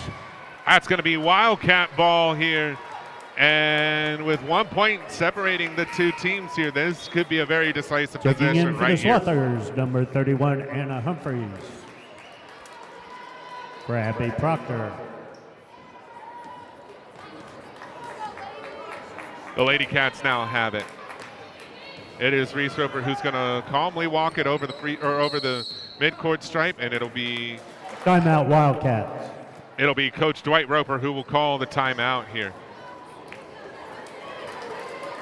I don't think I can be able to overstate this. I mean, I don't think that there is any possible way to overstate the importance of this. Should the Lady Cats win, they will have a chance to stay at home for the first round of Sub-State. Hesston right now. Let's see if I can be able to pull it up here.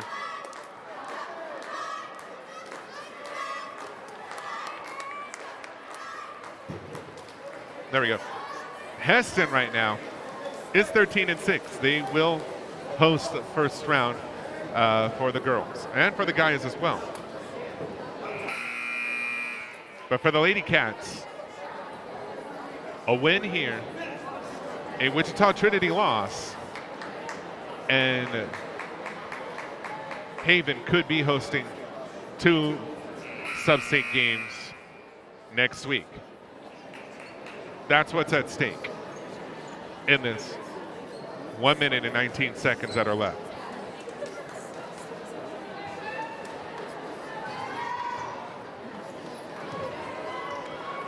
Like I said, I don't think I could be able to overstate the importance here for the Lady Cats.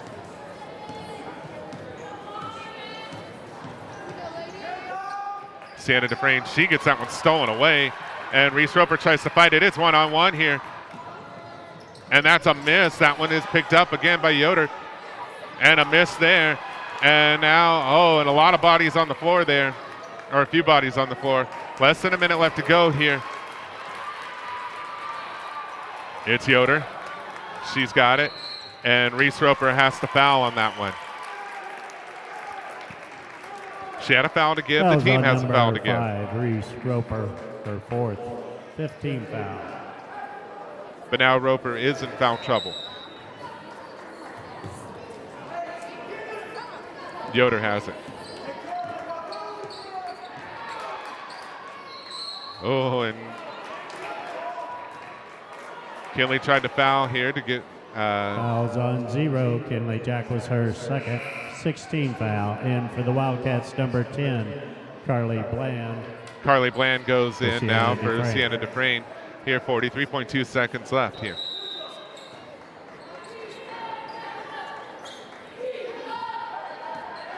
Yoder has it, and Bland fouled. Trying to be able to steal Foul that on one, but number now that's 10, going to go Carly over Bland, to her second Hesston. foul. They'll have At the line shooting a 1-1 1-1 number 5, here. Bryn Yoder.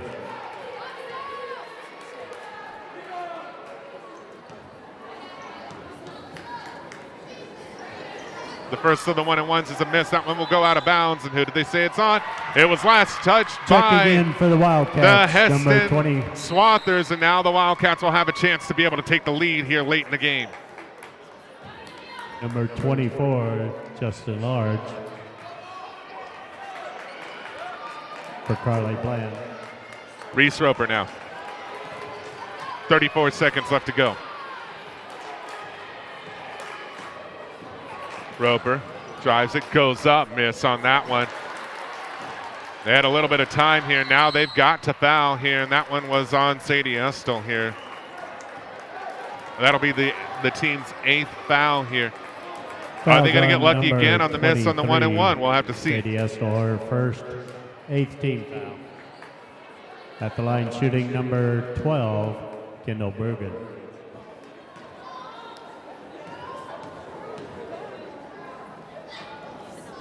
Rugen misses, and Jacquez, they're calling a travel there. She did not get the footing there, and now it's a timeout. Timeout, Swathers. And we'll get we'll take the chance to be able to get a timeout here.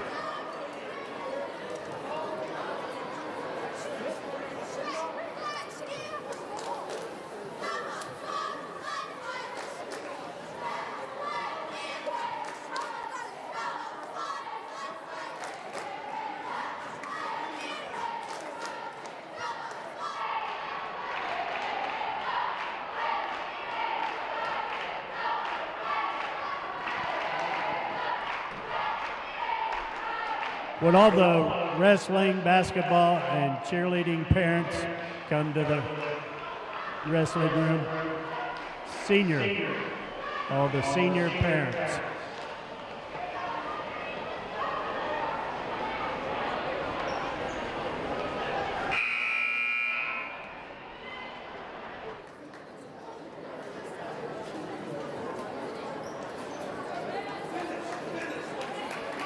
One point separates the two teams with 21.6 seconds left to go.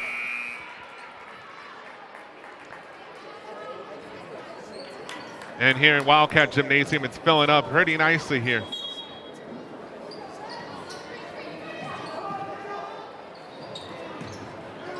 Oh, and that one's tipped by Reese Roper, and now they've got less than 20 seconds here. Timeout quickly called on that one. And it's a smart play by Reese Roper to be able to call the timeout. She had everybody on her, and so now... Timeout, Wildcats. And so now, Coach Dwight Roper is going to draw something up. It's 1 point between the two teams. I'm getting goosebumps. I hope you guys are. This is going to be an exciting finish here.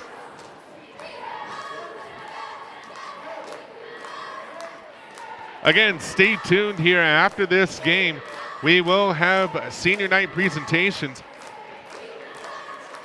And then we've got the guys game here, which will have pretty good stakes to it too.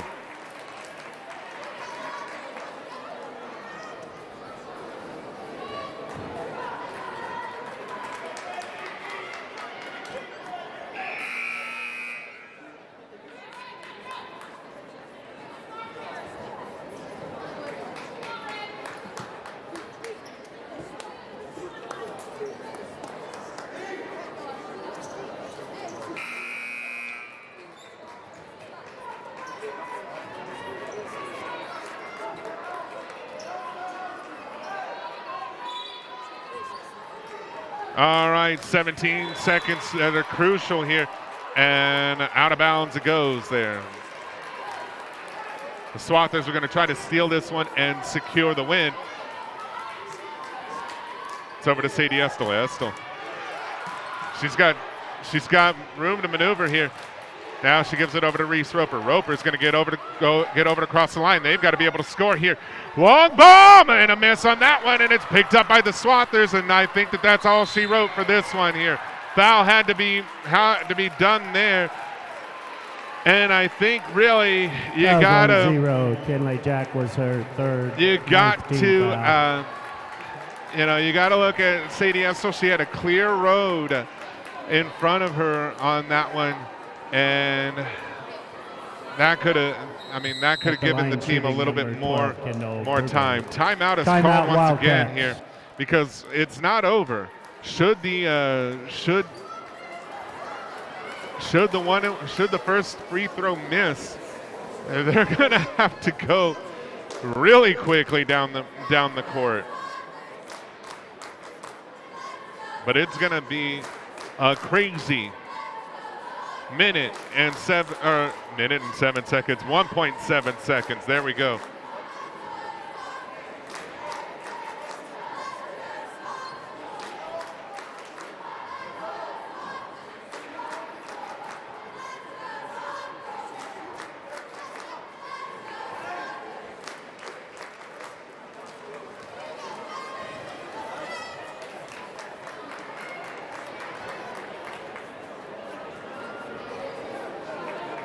Both teams are in the bonus here. Haven is now without a timeout to spare. Win and you get the chance to host. Lose and you have to travel over to Wichita Trinity. That's what's at stake for Haven.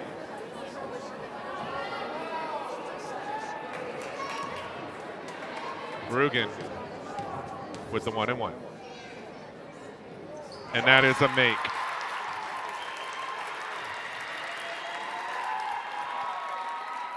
This next one to make it a 3-point ball game.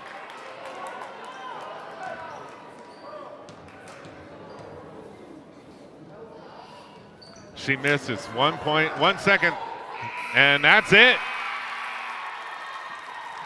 And the Hesston Swathers will come away victorious on this one. The Lady Cats were able to fight back, but they'll be spending the first round of sub-state away from Wildcat Gymnasium. That's a tough one here, but who they'll play up against? Well, it won't be finalized until tomorrow. All right, we've got senior night festivities here for you guys, so stick around. We'll give it over to the PA announcer. But this time, the Lady Cats, they came up just short by 2 points. Up next will be the guys. We'll catch you guys here in a bit. Scoring tonight for the Swathers, Corinne Yoder had 7, Kendall Brugan 16, Abby Proctor 5, Anna Humphreys 4, Carly Bartell 6, and Katie Keeker 16. Scoring tonight for the Wildcats, Kinley Jack had 9, Reese Roper 17, Carly Bland 2, Brianne Bronner 2, Amy Yoder 4, Sadie Estel 10, and Sienna Defrain 8. Once again, congratulations to the Swathers. Want to welcome everyone to tonight's winter senior night. Lila Larson is the daughter of Tiffany and Brian Larson. She has been involved in softball, trap shooting, band, cheer, Rise Up Reno, FFA, peer helpers, and trash cats. Lila plans to attend HCC. Lila Larson.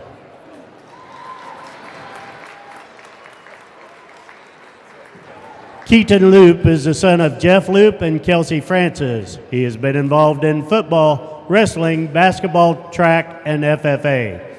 Keaton plans on working on the family farm. Keaton Loop.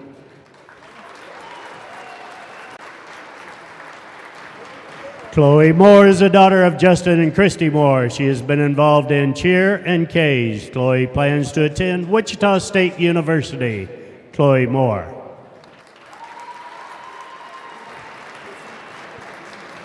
Melissa Myers is the daughter of Vicki and Jeff Myers. She has been involved in volleyball, basketball, Stuco, senior class vice president, K's Rise Up Reno, FCA, Corral, Wildcat Singers, and baseball manager. Melissa plans on attending WSU in the pre-dental program. Melissa Myers. Karen Nisley is the daughter of Ken and Lauren Nisley. She has been involved in manager for the volleyball and basketball, Stuco president, K's, FFA, Rise Up Reno, softball and trap shooting. Karen plans on attending HCC for 2 years and pursuing a degree to be a game warden. Karen Nisley.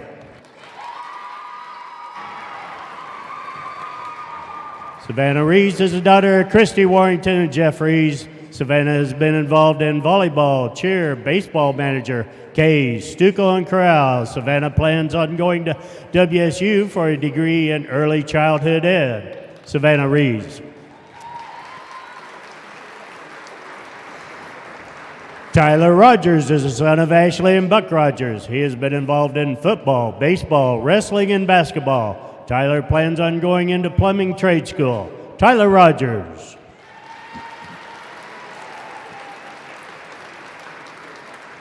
Reese Roper is the daughter of Dwight and Christy Roper. She has been involved in tennis, volleyball, basketball, track, K's, FCA, and FFA. Reese plans on going to college to pursue a degree in psychology. Reese Roper.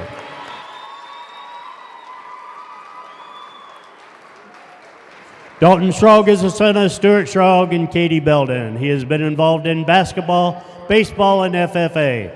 Dalton plans are undecided at this time. Dalton Schrog. Myra Smith is the daughter of Jeremy and Alicia Smith. She has been involved in band, chorale, Wildcat singer, cheer, peer helpers, drama cats, FFA, captain and co-captain for the cheer, National Honor Society, K's, FCE, and Trash Cats. Myra plans to major in business at HCC. Myra Smith. Isabel Snyder is the daughter of Adrian and Stephen Snyder. She has been involved in K's, Stuco, volleyball, cheer, and the Den. Isabel plans to attend HCC and pursue a degree in elementary education. Isabel Snyder. Amy Yoder is the daughter of Clayton and Yvonne Yoder. She has been involved in volleyball, tennis, basketball, softball, Stuco, K's, senior class president, Rise Up Reno, FCA, Wildcat Singers, Corral, the Den General Manager, fill-in assistant principal. Amy plans to attend the University of Oklahoma and pursue a business degree. Amy Yoder.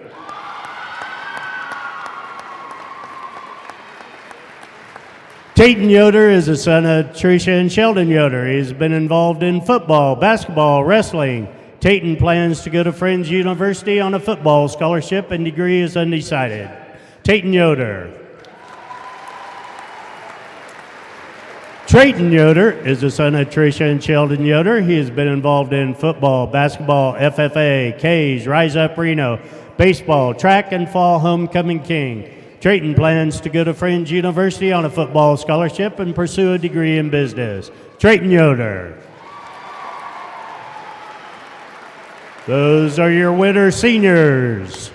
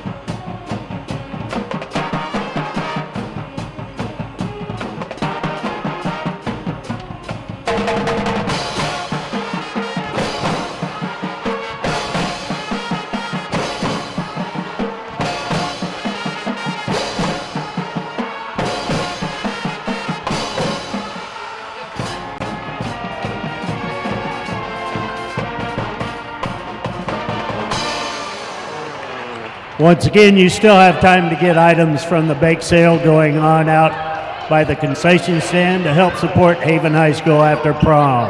It's a free will donation. You also have time to buy your Lacadena Meat Bundle raffle tickets out there in the lobby also.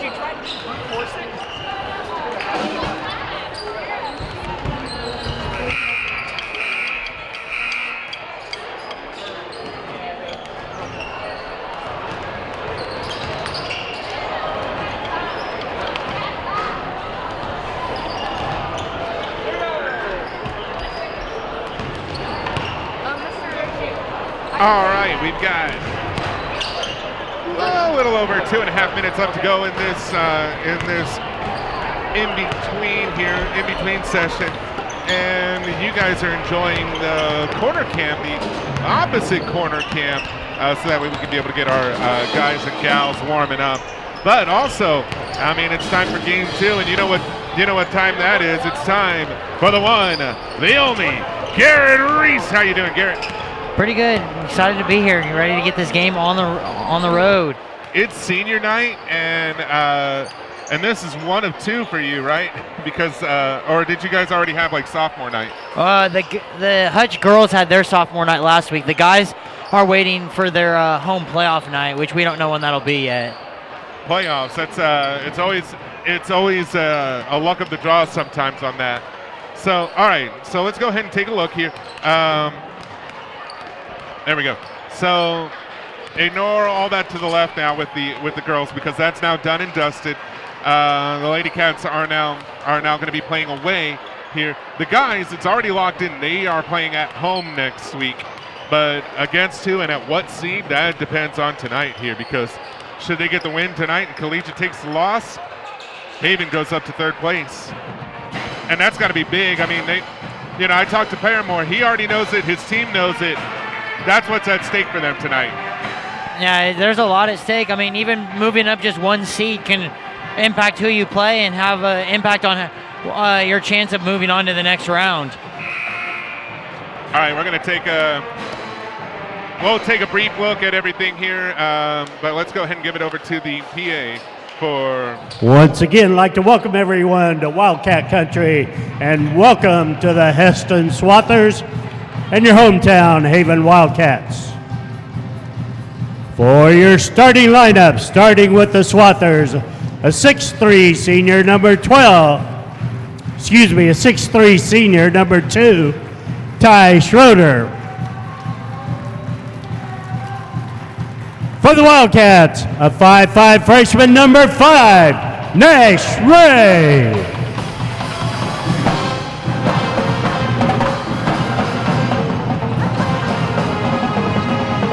For the Swathers, a 6'4" junior number 4, Jake Proctor.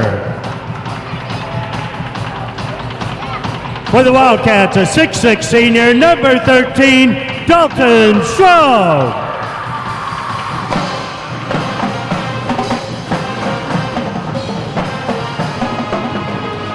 For the Swathers, a 6'6" senior number 5, Braden Sheeling.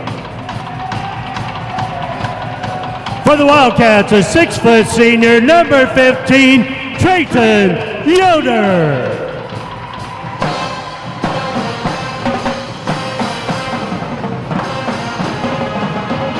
For the Swathers, a 6'3", senior number 14, Kason Richardson.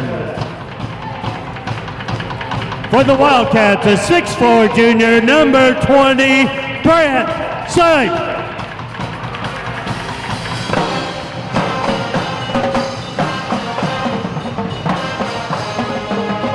For the Swathers, a 6'2", senior number 34, Nick Arnold.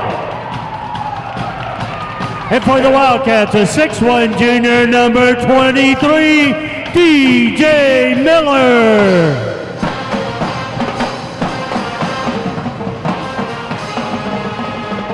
Swathers are coached by Greg Raleigh. The Wildcats are coached by Lonnie Paramore. All right, Garrett, we didn't have much time to pregame because they didn't give us much time to pregame. I got to do this. I know you're feeling it too because it's senior night.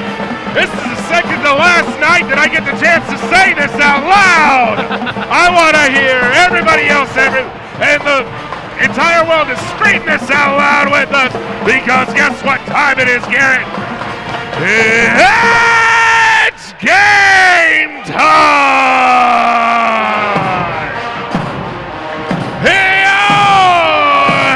The Wildcats will go up against number 2 ranked Hesston Swathers. This is going to be a big one, isn't it? Yeah, it's a big game for both teams because Hesston only has 1 loss on the year.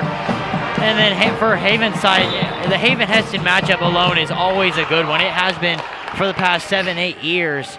So this should be a really good game tonight. All right, here's a look at the rosters here as Nash Ray has it, and that one goes out of bounds. Last touch by the Wildcats here. Yeah, big one here because, I mean, Hesston, you said that they had the 1 loss. It was a while ago. I mean, now, Haven, they're no underdogs, and they want to prove that here tonight. Now that 1 loss that Hesston has came against number 1 ranked in 3A, Cheney. Cheney right now, they don't have a loss to their name. And, you know, the thing is that number 1 and number 2 in the state, in Keisha 3A, right here in sub-state. It's going to be a tough sub-state for all the guys here. That one goes in, first bucket of the night here. And that one will go. Nick Arnold. That one will go to number 24, Nick Arnold. Sorry, not 24, but Nick Arnold here will have that one.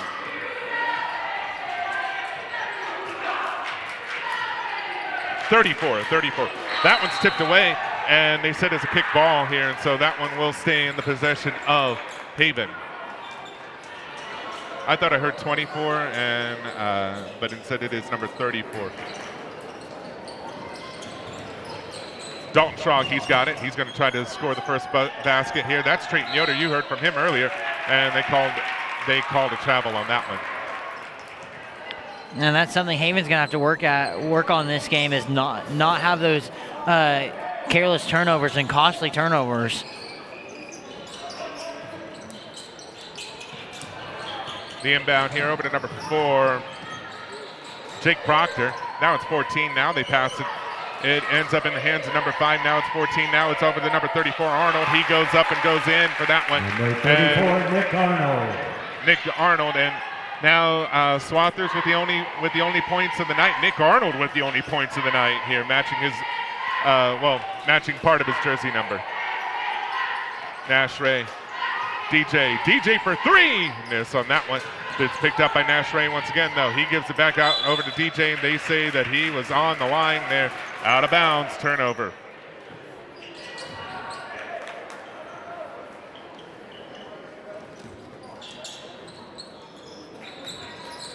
So Haven's got to get the win.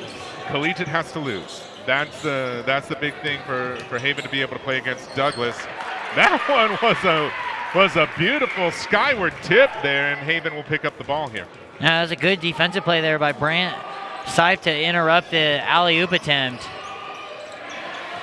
Dalton Strong was trying to save that one. That one will go out of bounds. They said it was last touched by the Swathers.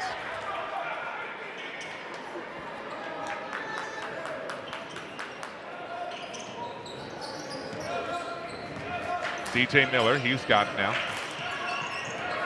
And he gives it over to Nash Ray. Back over to Miller. Now it's over to Yoder. Yoder passes it all the way down to Shaw. Gets Ray. Ray, long distance three. And I thought that one was going to go in, but it didn't. And so now it's picked up by the Swathers. They pass it all the way out. Number 4 with the 3, and he gets that one to fall in. And that one was Jake Proctor who had that one. 7 points. We're still in the early stages of this one. Nash Ray. Trayton Yoder. DJ Miller now. Gives it over to Brant Sipe. Sipe goes up, and yes, he did get fouled on that one, and he'll go to the line and shoot 2. Foul on number 4, Jake Proctor, his first team foul at the line, shooting to number 20, Brant Sipe. Brant will get the first one to go in, and that'll be the first point for the Wildcats. For Nick Arnold.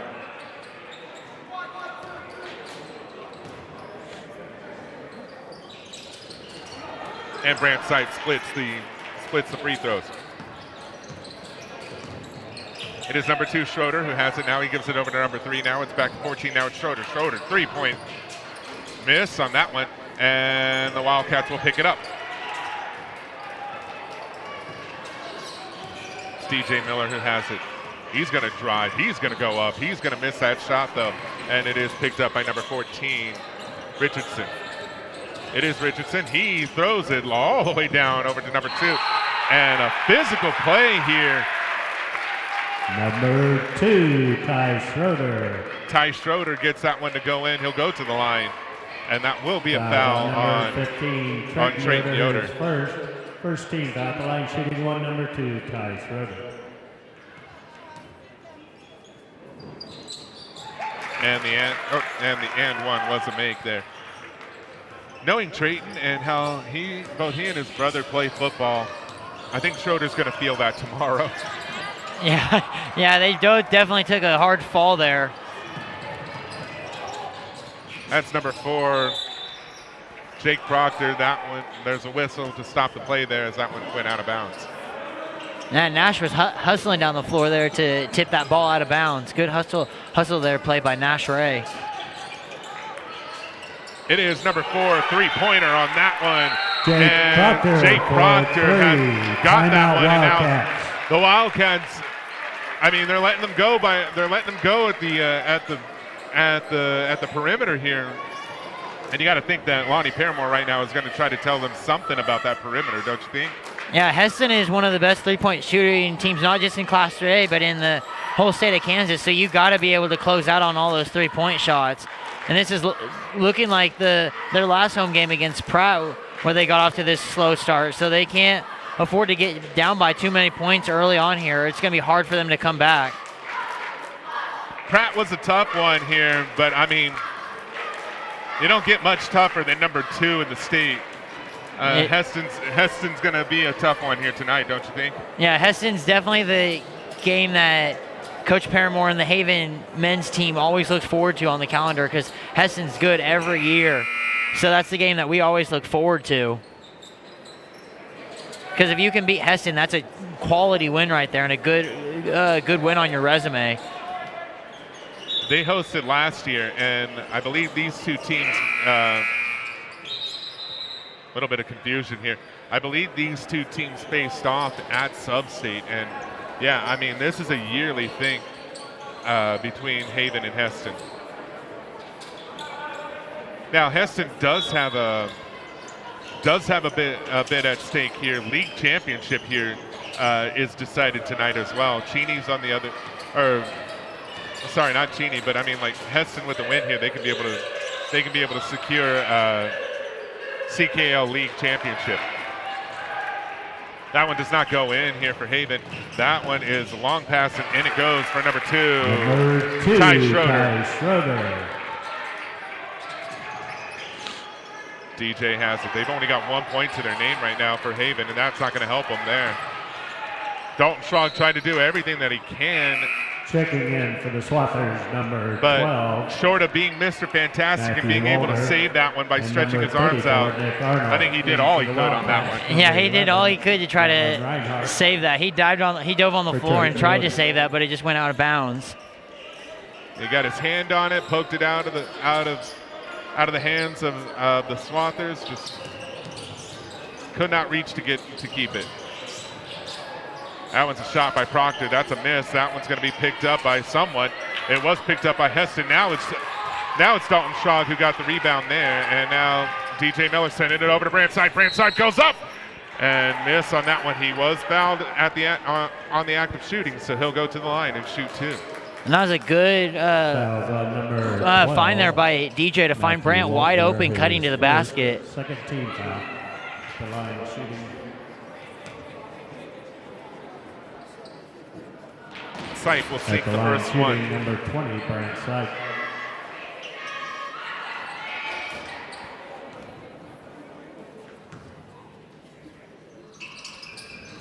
And he goes 2 for 2 as that one rattles in and out. And then back in. So 3 points here for Haven. It is 15-3. That's what it officially says on the scoreboard. Hesston now has it. That's Arnold. Now he gives it over to Proctor. Now they're passing it around. Back over to Proctor. Now it's over to number 3. Now it's back over to Proctor. Proctor's got 2 on him. That one's over to Arnold. Now it's to 12. He's going to drive it back over to Proctor. He goes for the 3-point shot. Miss on that one, and it's picked up by Brant Sipe. And a good, strong rebound there by Brent. He ripped that one down and secured it to make sure no Hesston players can come away and tip it. And Nash Ray will draw the foul. And this guy is tough. He'll go to the line and shoot 2. Now he's the smallest one on the court right now, Fouls but on he number went 34, against some of Nick Heston's Arnold, tallest his players first right 13 there, foul at the line and was shooting, able to draw the number foul. 5, Nash Ray.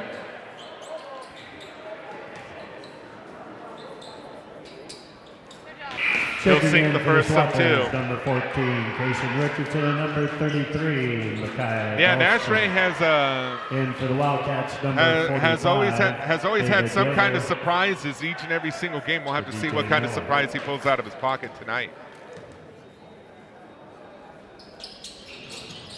Oh, and that one does not go in. He'll split the basket, or he'll split the free throws here. And free throws will be crucial this entire game, especially right now as Haven tries to cut into this lead. Richardson, that one's tipped, but it's picked up anyways, though, by number 12, Hanson. Now it's Richardson. Now it's all the way over to number 33, Dalston. Now Richardson. Back over to Micah Dalston. Back over to Richardson. Long distance. That one will go in for 3 points. Kason Richardson for 3. 14 points is the difference here between the two teams, and right now you got to be thinking that Haven's got to get this basket here. Yeah, they've got to get something on every possession here to cut into this deficit. David Yoder now, he gives it over to Nash Ray. Down to Branch Sipe, down to Gatlin Reinhardt. He goes up in that one. Number 11, We'll Gatlin Reinhardt. shrink the deficit here. Gatlin Reinhardt gets his first points on the night. Passing it around here for Hesston. It's Richardson. Now it's all the way over to number 12, Hanson. Back over to Richardson. Richardson looking. He gives it back over to Hanson. Pass back and forth. And now it's number 33, long distance on that one. And Branch Sipe says, you know what, I'll pick up the air ball and I'll pass it over to my friend Nash Ray.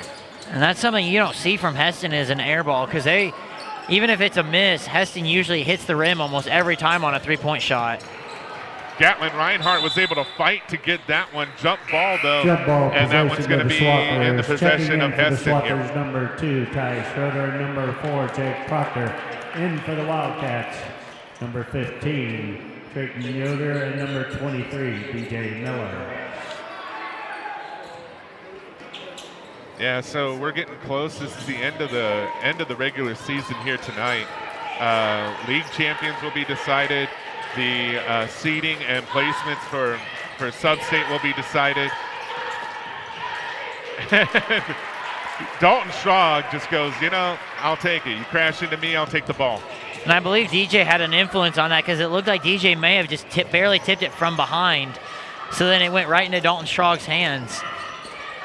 DJ gives it over to Gatlin Reinhardt. Reinhardt over to Trayton Yoder. Now it's back over to Miller. Miller for three.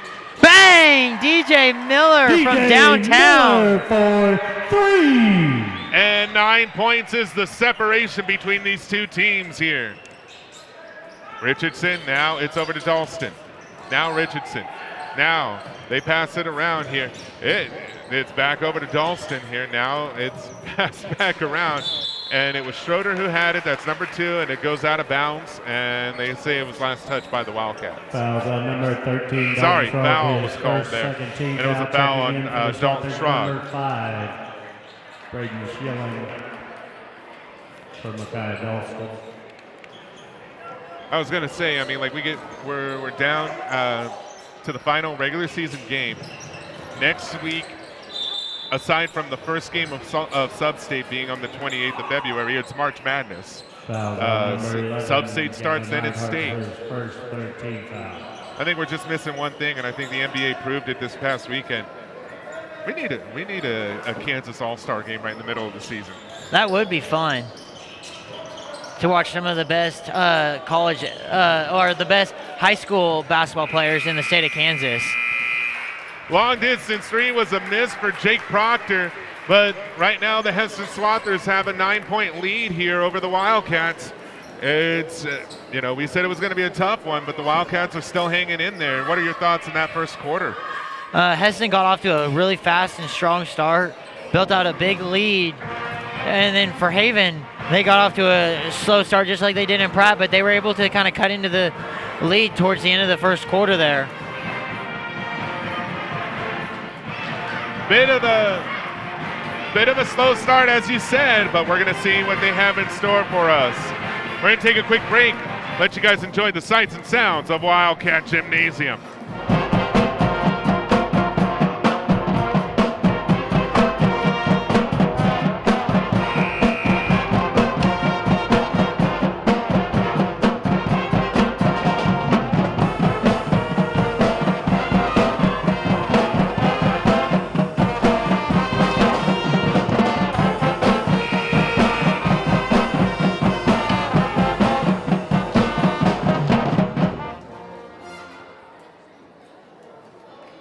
Little bit of Louie from the Haven High School Wildcat Pride Marching Band here.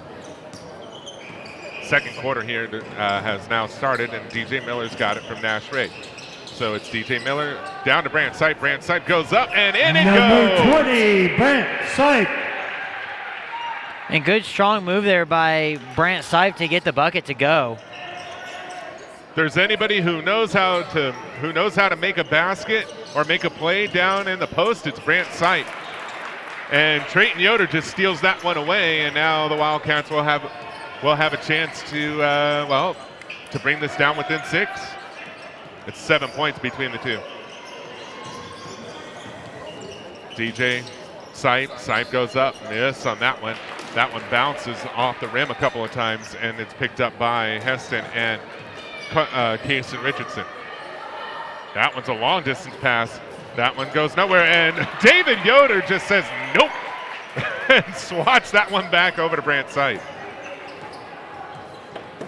Nash Ray has it.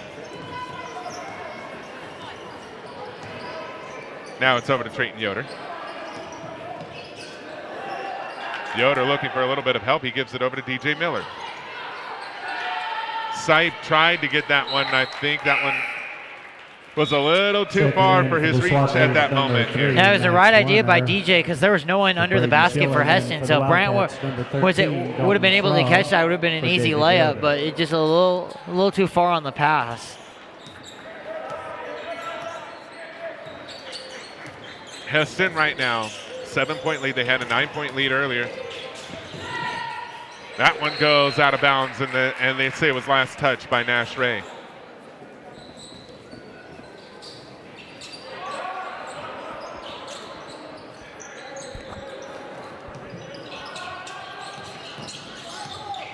Proctor. Now it's over to Richardson.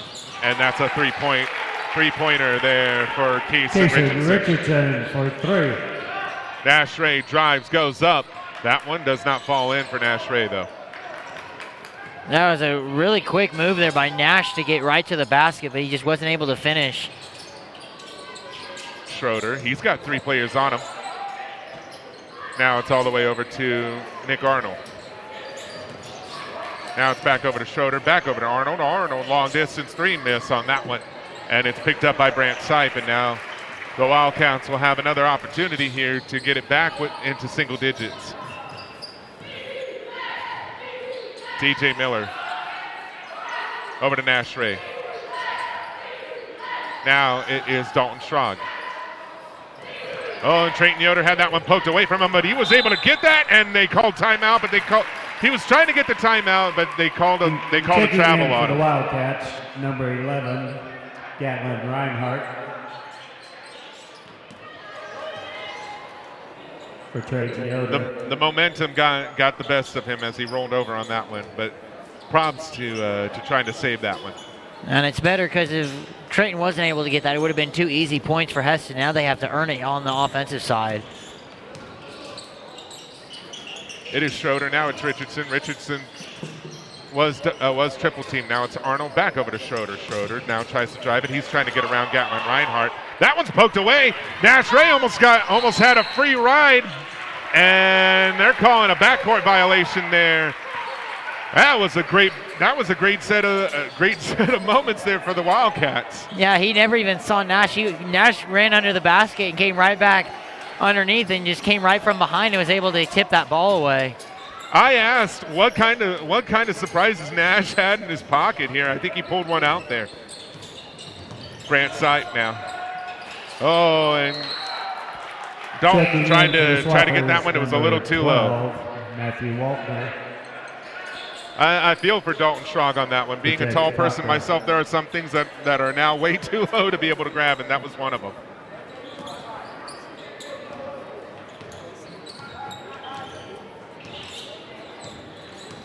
Keeson Richardson now. DJ Miller tried to poke that one out. He was emphatic in trying to play defense there. Back over to Richardson. Now it's Schroeder. He goes for the 3-pointer. That one's going to be a little off there. It's picked back up. Schroeder's got it. And Brant Sipe says no thank you to the dunk. And now the Wildcats have it. DJ Miller for 3. Bang! DJ Miller hits a step back 3. And that's a play that wouldn't have happened if you didn't have that defensive play on the other side. Wildcats right now getting a little bit of momentum here. That one's Dalton Strong thought he got the swat, but a foul is called on him anyway.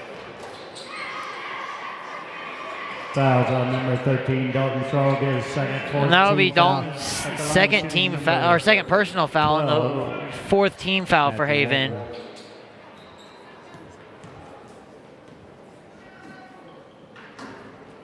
And it is Matthew Waltner who is at the line. He gets the first of 2. And Coach Paramore's electing to keep Dalton in, so Dalton's got to be smart here not to pick up his 3rd personal before halftime. And Nick Arnold.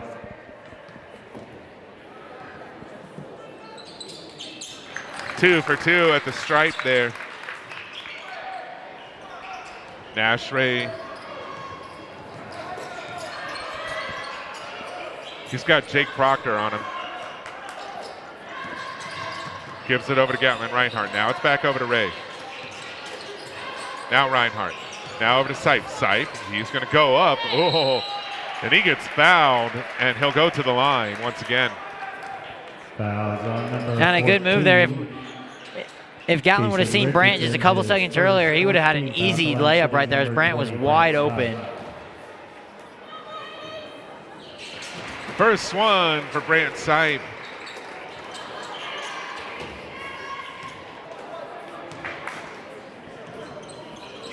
Two for 2, and those were identical free throws. He was able to sink both of them. Yeah, and those are crucial because now Haven, that allows Haven to be able to cut into this lead. 7 points is the difference here. Richardson now over to Proctor. Now back over to Richardson. Back to Proctor. Proctor drives. And that one does not go in. That one also does not go in. And Dalton Schrog was like, you want a jump ball? Nope. I'm going to take it. And Haven will now have possession. Haven right now. Whoa, long distance three for DJ Miller. That one was a miss, though. And you got to think he would have had a better chance at a much better shot than that one. Yeah, probably not the shot Coach Paramore was wanting them to take, but we all know DJ can make those. He is capable of making those. Just that one was a little short. Proctor's got it. Now it's over to Richardson. Back to Proctor. And now the defense here playing double team there. Now it's Proctor. Now, number 5 and the physical play here. And they're saying out of bounds. Checking in for the Swathers, number 2, Ty Schroeder. And I believe that was Braden Schilling who. No, they said it was out of bounds on Haven. Passing it around. Now it's Schroeder. Schroeder passes it all the way over to Proctor. Open 3 on that one, and he will easily take that one. Jake Proctor for 3. 10 points now between the two. 2:13 left to go in this first half. Gatlin Reinhardt. DJ Miller now. And now it's over to Nash Ray. Ray gives it over to Dalton Schrog. Now it's Ray. Now it's Miller. Now it's Miller. Miller for the long distance. That one almost went in, but it does not. And a foul is called there, and I believe that's going to be a foul on Brant Sipe. Fouls on number 20, Brant Sipe, his first. And that'll be Brant's. That's only Brant's first personal foul of the game, and the 15th foul for Haven. Richardson and number 34, Nick Arnold.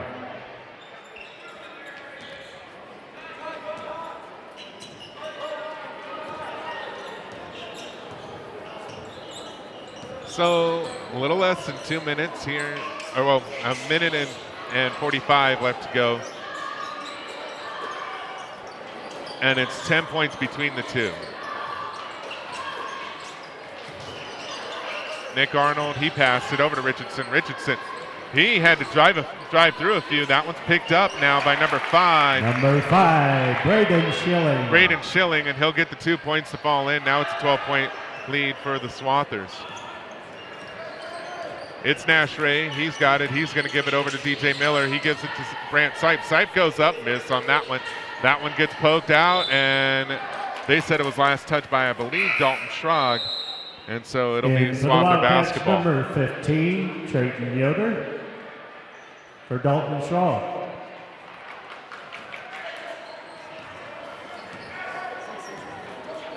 Senior night, during halftime, we'll have Amy Yoder over here. And that one goes wayward. And Trayton Yoder went right into the stands, right in front of his mom and dad there, sitting in the second row. Yeah, I thought he was saying like in the center section, but no, it was close to the center. Nash Ray, now back to Nash Ray. But yeah, we'll have Amy Yoder over here for halftime. That's DJ. DJ missed on the three-pointer. It's 1-on-2 here. And Nash Ray was able to disrupt the pass, and that one will go out of bounds. And a nice little turnover here as Haven gets a bit of a break. Just some miscommunication on that pass there between the two Swathers players. 33 seconds left to go here. 12-point difference.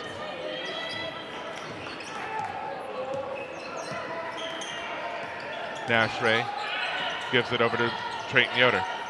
Now Brant Sipe. Sipe goes up. That one had a hand on it. Now it's Richardson who has it.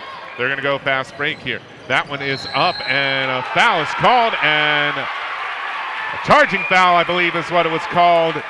And you got to commend Trayton Yoder for that one because he was able to rush down that court and collect the charge. Yeah, and those are hard to do because You got a player running full speed at you, and then you got the floor that you end up hitting too, and the floor is not soft.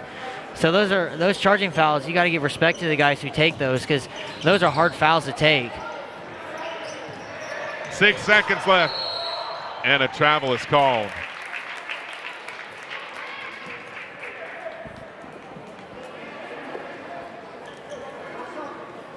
$12 points is the difference here, and you know, Haven's trying to prove to the world that tonight they're not the underdog. Picked up by Gatlin Reinhardt, and the clock strikes zeros. That's the end of the second quarter. And if you're, you know, if you are, you know, if you're Haven, you got to be happy right now. You're still within striking range. Wouldn't you say so? Yeah, 12 points isn't that bad. It's you definitely can come back in the second half from 12. So Haven just got to fix their turnovers and limit their turnovers in the second half, and be able to limit Hesston's threes in the second half. All right, here in the gymnasium, they are giving props to the teams who are, or to the wrestling team. So we'll give them the chance here. Held a 3.2 GPA throughout his high school. He was 4th at Halstead, 2nd at Nickerson, and 4th at regionals. His inspirational quote, "Once you've wrestled, everything else in life is easy." Dan Gable. Gavin Moore, 132 weight class, 3.92 GPA. 1st at Halstead Invitational, 1st at Garden Plain Invitational, 1st at Junction City Invitational, 1st CKL, 1st in 3-2-1A regionals. It's not about the numbers of hours you practice, it's about the number of hours you find is present during the practice.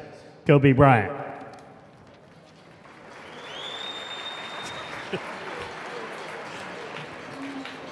Dustin Lockery, 126-pound weight class. 2nd place at Pratt. 3rd place, Garden Plain. 4th place, Junction City. 3-2-1A Regional, 1A champion. My dad before every match. I love you no matter what happens, but try not to suck.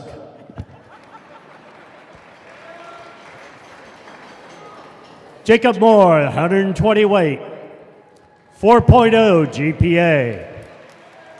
1st at Halstead, 1st at Garden Plain, 3rd at CKL, 2nd at regionals. Veni Vidi Vici, it's Latin used by Julius Caesar, which means I came, I saw, I conquered.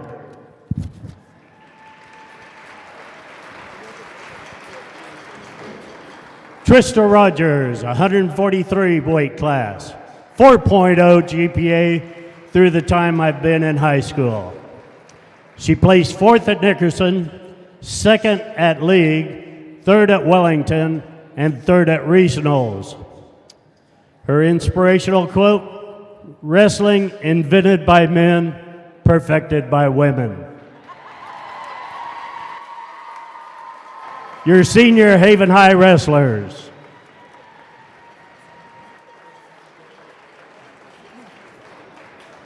All righty, so big props or huge props to our wrestling team and those 5 right there. And I believe Trista Rogers will be going over to. They have a few more items left at the bake sale. Lots of cookies. You can hurry during halftime and come get the goodies. I believe Trista Rogers will be over at State starting tomorrow. Here, I'm going to go ahead and put up the graphic here. They're going to throw some T-shirts over here, so I always like that. Just please don't hit us up here. They're getting ready to draw for that if you have a ticket. All right. So as I said before, you know, each year during senior night, we get this opportunity to get to talk to a couple of our seniors. We don't usually do it for football, but we do definitely do it for basketball because it's number one, it's also our final senior night here up in the live stream. Are you here, Leslie? So that allows us to, because it's our senior night here for the live streams. You It won the allows big us bundle. to be able to show off some of our seniors. And so one of them here, because we had one Yoder earlier, we've got another Yoder here tonight during the second half. They're not related. Once again, be sure to At least I grab don't think the so. items Am I out of the correct? bag No, we're not. We've got Amy Yoder up here. I'm glad that she's a good sport about that here. So Amy, how are you doing tonight? I'm doing pretty good, except for the loss. It was a tough game for you guys, but I mean, the season's not over yet. You guys, That's you guys right. do have another game. It'll be next Tuesday. Yes, at Wichita Trinity. The, Yes. T-shirts that So were just thrown okay, out were so donated what are you by guys going to take away from $50. tonight that you're going to implement for Tuesday night, without divulging any secrets or anything like that? I think defense really is what got to us tonight. We just kind of took a couple plays off, and then they just really executed on that. And I mean, that made the difference of a game. We all saw it was 2 points. So every play counts. I think that's the biggest thing that we're going to take away. Yeah, it was a very, very close game, and kudos to you guys for clawing your way back into it. I mean, Hesston's a tough team for both the guys and the girls, and so so there is a fairly good chance that you guys might be able to meet up with them again later on. Yep, for sure. So, all right, so that's looking back at the game earlier tonight, and and the one that's coming up next week here. The band's going to get a little loud, so yeah, we've got that. but now, I mean, it's senior night, and so I got to ask you the same question that I asked Trayton earlier. 4 years into this now. You've been playing basketball 4 years. When it came closer, were you more excited, or did it still feel like it was 4 years away for senior night tonight? I mean, it kind of built up to it. I mean, going through it 3 different times and just seeing the seniors, getting the recognition that they deserve all in one night. It's great to, standing in front of all those fans with my parents and reading off everything that I've been involved in, and it was really cool. It was a laundry list of all the things that you were involved in. Yeah. I think one of them was what was that last one? Fill-in assistant principal. I like to call myself that. Oh man, I gotta wonder what Coach Roper had to say after hearing that. He didn't ask me, but I think I was assistant principal before Roper was, so we'll just leave it at that. Oh man. Okay, so I guess what I was asking is how surreal of a moment was that? That it is your senior night, because I mean, you only get you're playing softball, so you'll get another one. But I mean, right. for a night like tonight, how surreal of that or of a moment was that, or did you have it planned out this entire time of how it was going to feel? It was crazy. I mean, this is probably the biggest crowd that I'll be in front of for a senior night because, softball, there was fans. I had signs with my name on it, and just, it was crazy. And then standing next to all my best friends that I've been with since kindergarten, and, the Yoder twins, standing right beside them, it's so surreal. And, I got to tell you, because your class is the first class that I got to teach over here. So you guys are the first cycle that I ever had. It's a surreal moment to actually go man, I saw these people as freshmen. Right. And now they're all grown up right in front of my eyes. So, I think Wildcat Nation will probably tell you guys this, but we're super proud of all you guys and what you guys have accomplished so far. So. Well, thank you. Okay, so you got softball coming up. Softball team has a lot of expectations riding behind them. But then beyond high school, or even for the rest of this semester, what are some of the things that you're looking forward to? Well, next year I'm planning to attend the University of Oklahoma, so that'll be fun. Yeah, now we can't be friends anymore. Go Cat. Hey. Go K-State. Boomer Sooner. UT right here. UTA. Oh no, horns down. I mean, I have an internship this semester, so that's really fun. I get to leave school for my 3rd and 4th hours and go to the Grayson Garment Boutique in Yoder. So well, that'll be fun. Yeah, we're going to have this bleed into the 3rd quarter here, so we'll feel free to be a part of this commentary team up here. You're going to get like a whole new perspective on these games here. All right, so yeah, we've got the 3rd quarter. You've got Amy Yoder up here.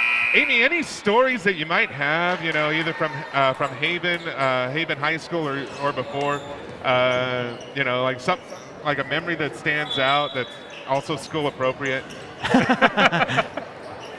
Not that I'm saying that you're not school appropriate. I just have to pull that. I just have to say that out loud. One of the things that's really got to me in the past couple weeks has been about a week and a half ago, I sprained my ankle pretty bad at practice. And, it was just devastating because I had in my mind that I was probably out for the rest of the season. But, I mean, it started feeling better, and I went back to practice one day, and I got to come back. So that was huge for me because, I mean, that one day at practice, I just... Number 5, Braden Schilling. So it happened during practice. I was meaning to ask you about that because I saw that you were on crutches, but it was just on one day. Yes, yeah. I was... DJ Miller for 3. Don't worry, they're not missing it because they're seeing it on their screens too. Oh, okay. I had partially torn a ligament in my ankle, and it was supposed to be a 3-week recovery time. And I had a couple medical professionals not super happy with me, but big games coming up this time of the year, and I just couldn't sit on the sideline and miss it when I felt, okay to play. Especially on these last couple of games of your senior year. Yes. So the Wildcats have it. They had the big 3-pointer there by DJ Miller, and he's been one that's been pretty big on the 3-pointers. Trayton Yoder, he was on the floor. He's back up a little bit gingerly at the moment, but he's gonna implement the walk it off strategy here. It's Nash Rain now. Now it's over to DJ. So adversity on the injury, that's big. We got to see you play tonight. You got to play over at Smoky Valley as well. So that ankle is feeling pretty good then, right? Yeah. On number 4, Jack Parker, his first team foul. It's still pretty colorful, but number 3. it feels fine. BioFreeze. That'll always help. Either that or icy hot. I'm not a doctor, but I've twisted my ankle so many times. Yeah. It's Brant Sipe who has it here. All right, so Brant Sipe's got it. Okay, foul on the floor there. All right, so one takeaway from basketball that you might have here. Or you may be playing basketball in college, but what's one takeaway from your time as a Lady Cat on the basketball team? I think Coach Roper really instills in. Number 2, Ty Schroeder. He really instills in all of us some leadership skills, and he really relies on his upperclassmen to kind of lead the underclassmen and show them the ropes, and it's been extremely fun being on the other side of it this year, for sure, rather than, having upperclassmen always, being that for me. Now I get to be the one leading. Number 14, Kason Richardson. A lot of physical play here right now. Trayton Yoder was on the receiving end of Richardson just landing on top of him. Well, I believe that was Richardson who landed on top of him. Either him or it was Ty Schroeder, but Richardson now at the line to shoot.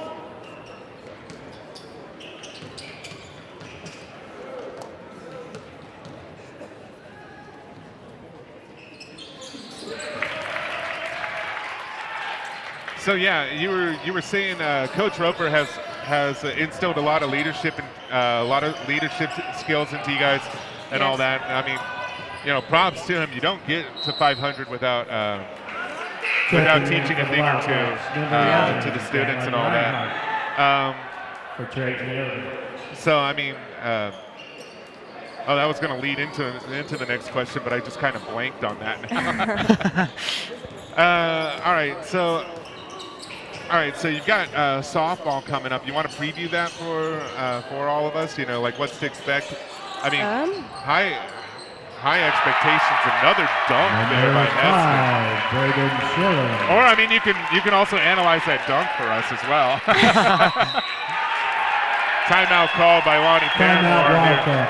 We're up here with Amy Yoder right now, and the Wildcats are right now looking at a 20-point deficit going into this timeout.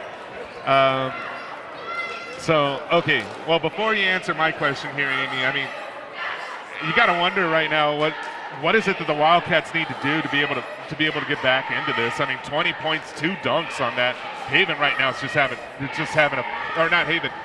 right now is just having a field day, you know, with those dunks.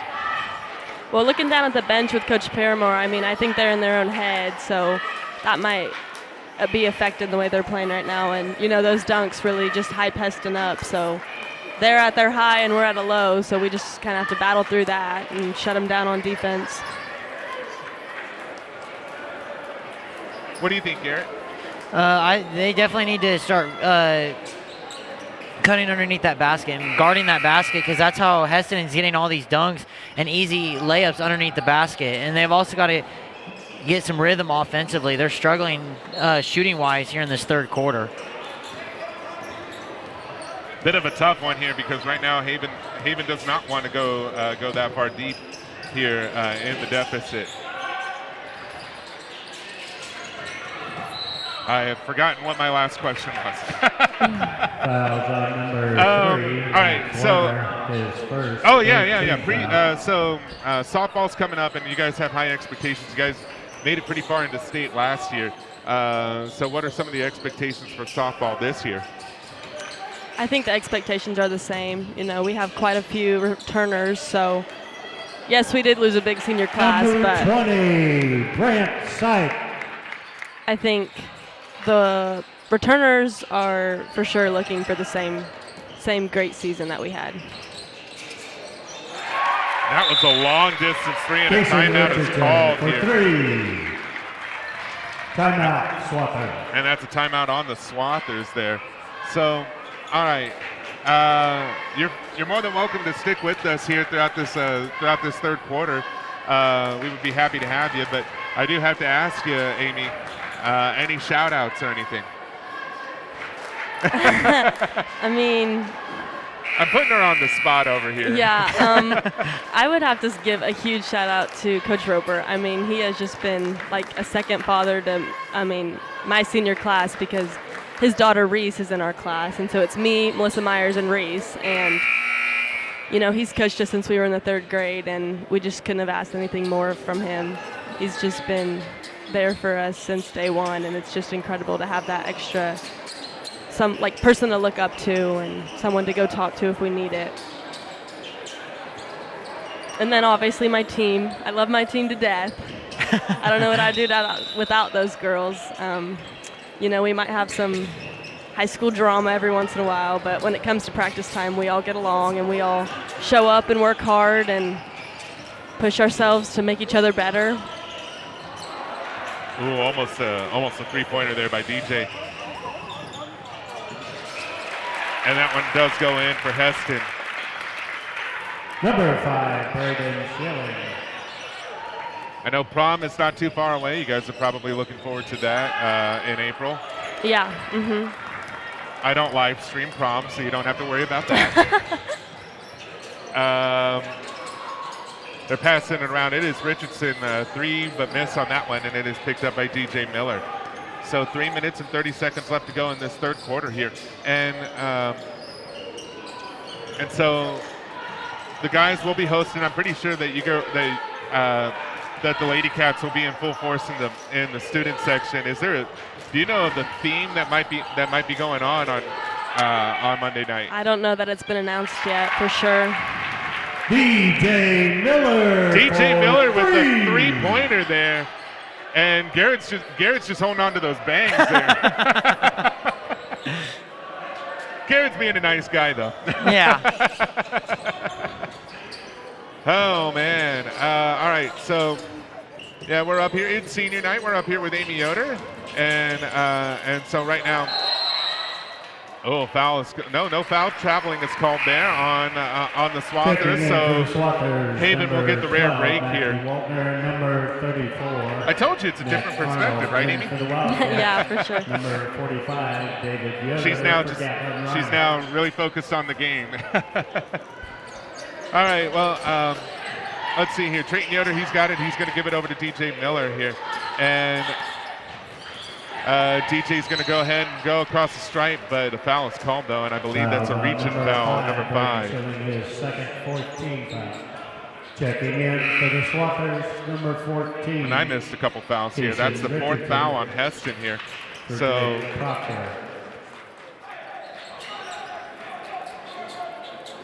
So I guess, Amy, any predictions here for this third quarter? Well, I mean, we've seen our boys shock everybody. Number 13. So I don't really think there is a prediction, like an outcome to predict. All right. All right, Garrett. So we're seeing this third quarter here, and what is it that Haven's got to do to be able to cut this deficit now? I mean, it's been at a close to 20-point deficit this entire quarter. They got to limit Hesston's threes and easy buckets on the inside, like that one almost was.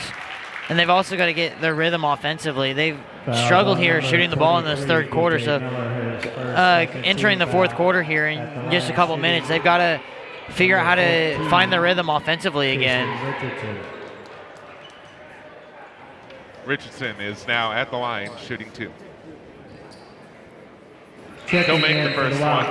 Number 20, Brant Sipe. For Dalton Frog.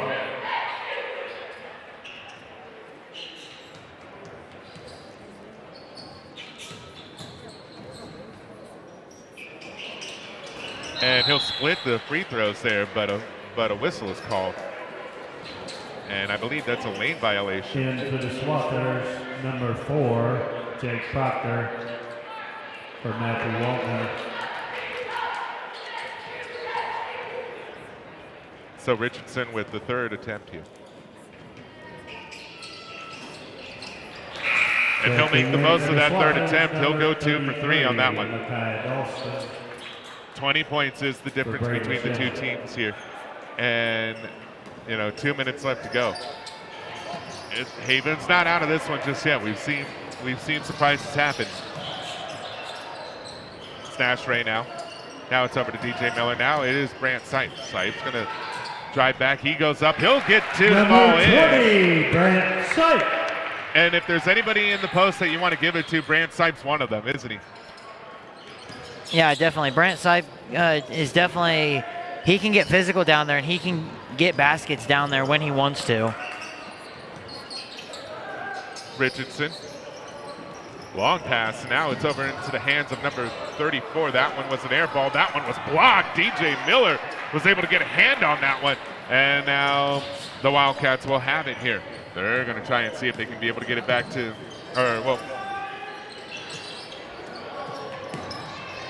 it's an 18-point ball game. I was trying to say get it back to within 20. It's already within 20. And foul is called there. Fouls on number 20, Brant Sipe, his third 13 foul. So the third foul for Brant Sipe. He's going to have to be a little bit careful here.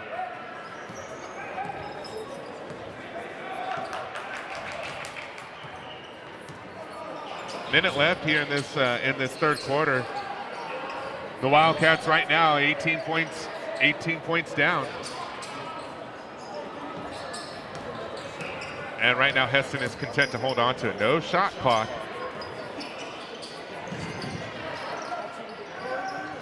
Pass around. It is Proctor, three-pointer, and he gets that one to fall in easily. Jake Proctor for 3. Nash Ray has it here.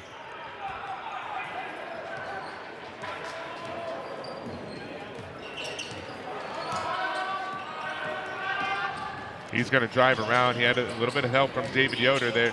Now it is DJ Miller. DJ gives it over to Brant Sipe. That one gets knocked out of his hands. That one goes out of bounds, and they said it was last touch. I didn't see who it was. Yeah, they said it was last touch by Hesston. And so Haven will continue to have possession.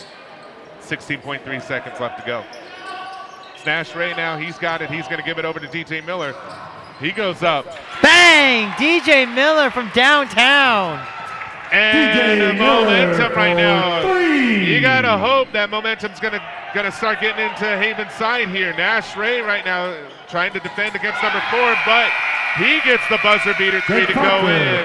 And Jake Proctor was able to get that one, and now the third quarter ends with Hesston right now with the lead, 52-31. What are you guys' thoughts on that third quarter? I told you, I mean, crazy things happened. That was just 3 after 3 after 3, and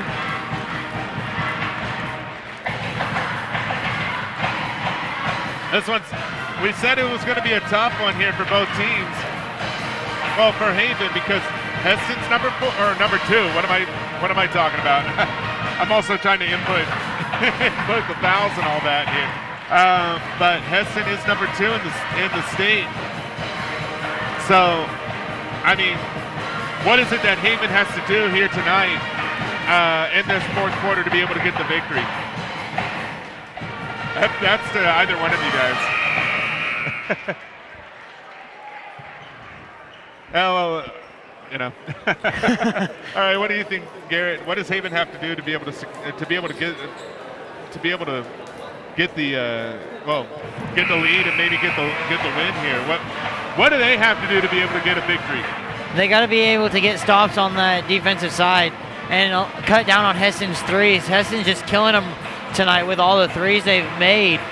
And also Haven's got to, like I said a couple times in the third quarter, they've got to find a rhythm offensively.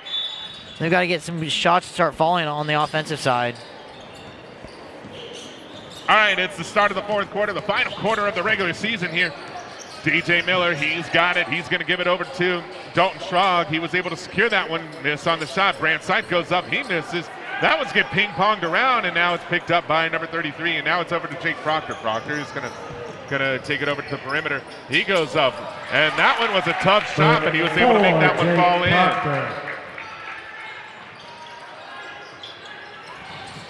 And Hesston was able to pick that one up. It's one-on-one here, and that one gets knocked out of his hands, and they're going to call a foul on the floor here. Foul on number 23, DJ Miller, his second 14 foul. Check again for the Swathers. Number 5, Pregame Schilling. So that's the fourth foul for Haven here. No team right now is in the bonus, so there is one player that is close to foul trouble, and that is Brant Sipe. He's got 3 fouls on his name. That one's a three-pointer, and Richardson just gets that one to fall in. And Haven right now is having trouble defending against that 3. DJ Miller, he goes for 3. Bang! DJ Miller again hits from downtown. For 3. So Haven having a little bit of trouble defending against the 3. DJ Miller not having any trouble scoring them, though. Hesston, they're passing it around. It's Proctor. He thought about the 3. He thinks again. He goes for it, and that one is in. Jake Proctor for 3. And Proctor right now is the player who's got 20 points to his name here, and a lot of those have been coming from distance. What do you do to be able to stop him? I mean, number 2. It just seems that any shot that he takes from beyond the perimeter is a shot that he's going to take and make. Brant Sipe, Nash Ray now. Nash Ray trying to drive around. He goes up, miss on that shot. Now it is picked up by the Swathers here. Proctor's got it. Like I said, 20 points to his name here. He's making a mark in tonight's game. Schilling, now Proctor. Now back over to Schilling. Now it's Arnold. Arnold passes it down to Richardson.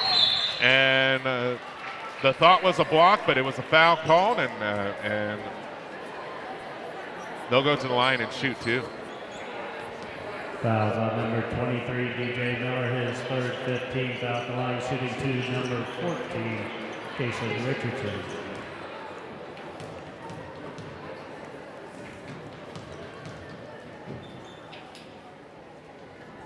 Kason Richardson sinks the first of two.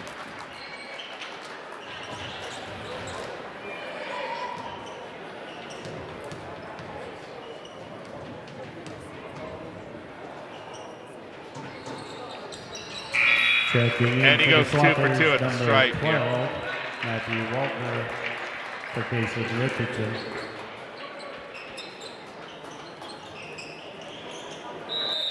So it's starting to look here. I mean, I don't want to get too ahead of myself, but it's starting to look here that Haven might be going up against Wichita Trinity Academy on Monday night. I mean, we've got 5 minutes left, but that one does not go in there. Over 5 minutes left, but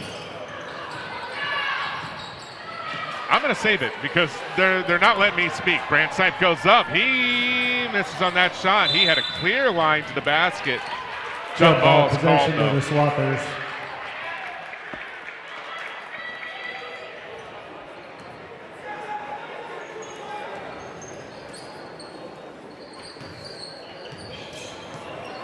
But, you know, okay, so first round maybe looking like Wichita Trinity Academy will be coming over here. Quite possibly. Again, anything can happen in the next 5 minutes and 16 seconds. But, you know, but as we look forward to Sub-State, Wildcats, number 11, Gatlin Reinhardt. As we look forward to Sub-State, I mean, what are the chances that these two could be meeting again in Nickerson? I think they could definitely meet again. And it'd be an interesting matchup if they both met in the championship round of Sub-State, just like they did a couple years ago, my senior year. And last year. Braden Schilling. Yeah, they played last year too. I think it would be the rubber match between the two teams. And Dalton Schraub got that one to go in there. Schraub.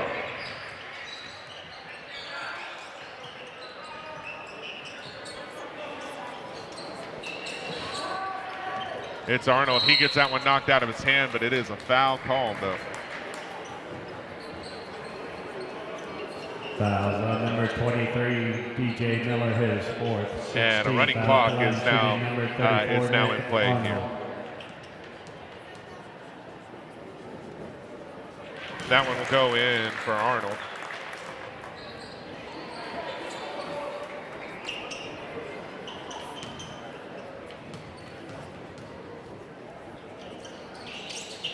And he misses on that one. So 4 minutes left to go. Gatlin Reinhardt, he has it. And that one gets stolen away by Jake Proctor. And Hesston is just feeling it at the moment here. That one gets poked away, though. And a foul is called. I believe that's going to be on DJ. Fouls on number 23, DJ Miller, his fifth. And that will put Hesston into the bonus. That will take DJ out for the rest of the game. He has fouled out, collected his fifth one there. And you got to commend DJ Miller. He was able to score from beyond the arc. Checking in for the Wildcats, number 45. He'll be a big name. He'll be a big name, you know, for the next few years here for the Wildcats. For DJ Miller. I mean, we've got a few big names actually on the court, or a few players that will be big names on the court here. I mean, it's not just Miller. Here, I'll let the free throw. First one is a make. It's not just Miller, but it's also Nash Ray, who's also been key for the Wildcats. Gatlin Reinhardt has been a big name tonight, and then we have David Yoder as well. I mean, and those are just the ones that are on the court right now. There are plenty that are on the bench as well. Swathers, number 15, Nathan Adams, and number 13, Isaac Sanchez. So, okay. So it's looking like Wichita Trinity, for both the guys and the girls, Yes. The Lady Cats will be over in Wichita. Looks like on Tuesday. The guys will be playing against Wichita over here at home on Monday. We've got a couple minutes here. We should probably, I think right now is a good time as any to kind of preview that matchup for the girls. That one goes in. That one was a nice shot for Trey Yoder. For the girls, what are some of the things to look forward to in that matchup? I don't know. I'm just excited to play. Sub-State always is a different feeling. Just Sub-State week is probably the best week of season in my opinion. We know Wichita Trinity upset Garden Plain last Friday night, so we know they can play. I think we're ready for them. We've got the rest of this week to prepare and then practice on Monday. I think we'll be ready for them.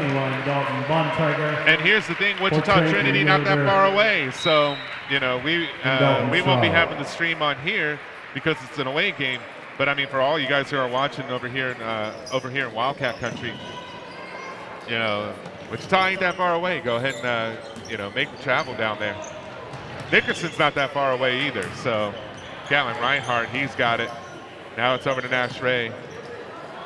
And now for the guys, they're going to be playing against Wichita Trinity on Monday. What are some of the things to look forward to on that one? I think that'll be a really good game. Haven's got to be able to come out with a better start than they did tonight, because if they come out start like the way they did tonight, they're going to be in trouble on Monday. But I think they should get some good practice in over the next few days and be able to be ready and prepared for Monday night. And we will have that right here on the Wildcat Network. Foul is called there, and I think that's all she wrote really here. Foul on number 11, Gatlin Reinhardt, his second 18th foul. So, Checking all right. in for the Wildcats, number 4, Reese Yoder. They're going to stop the clock here for this free throw here, so that way the buzz does not bother the free throw taker here.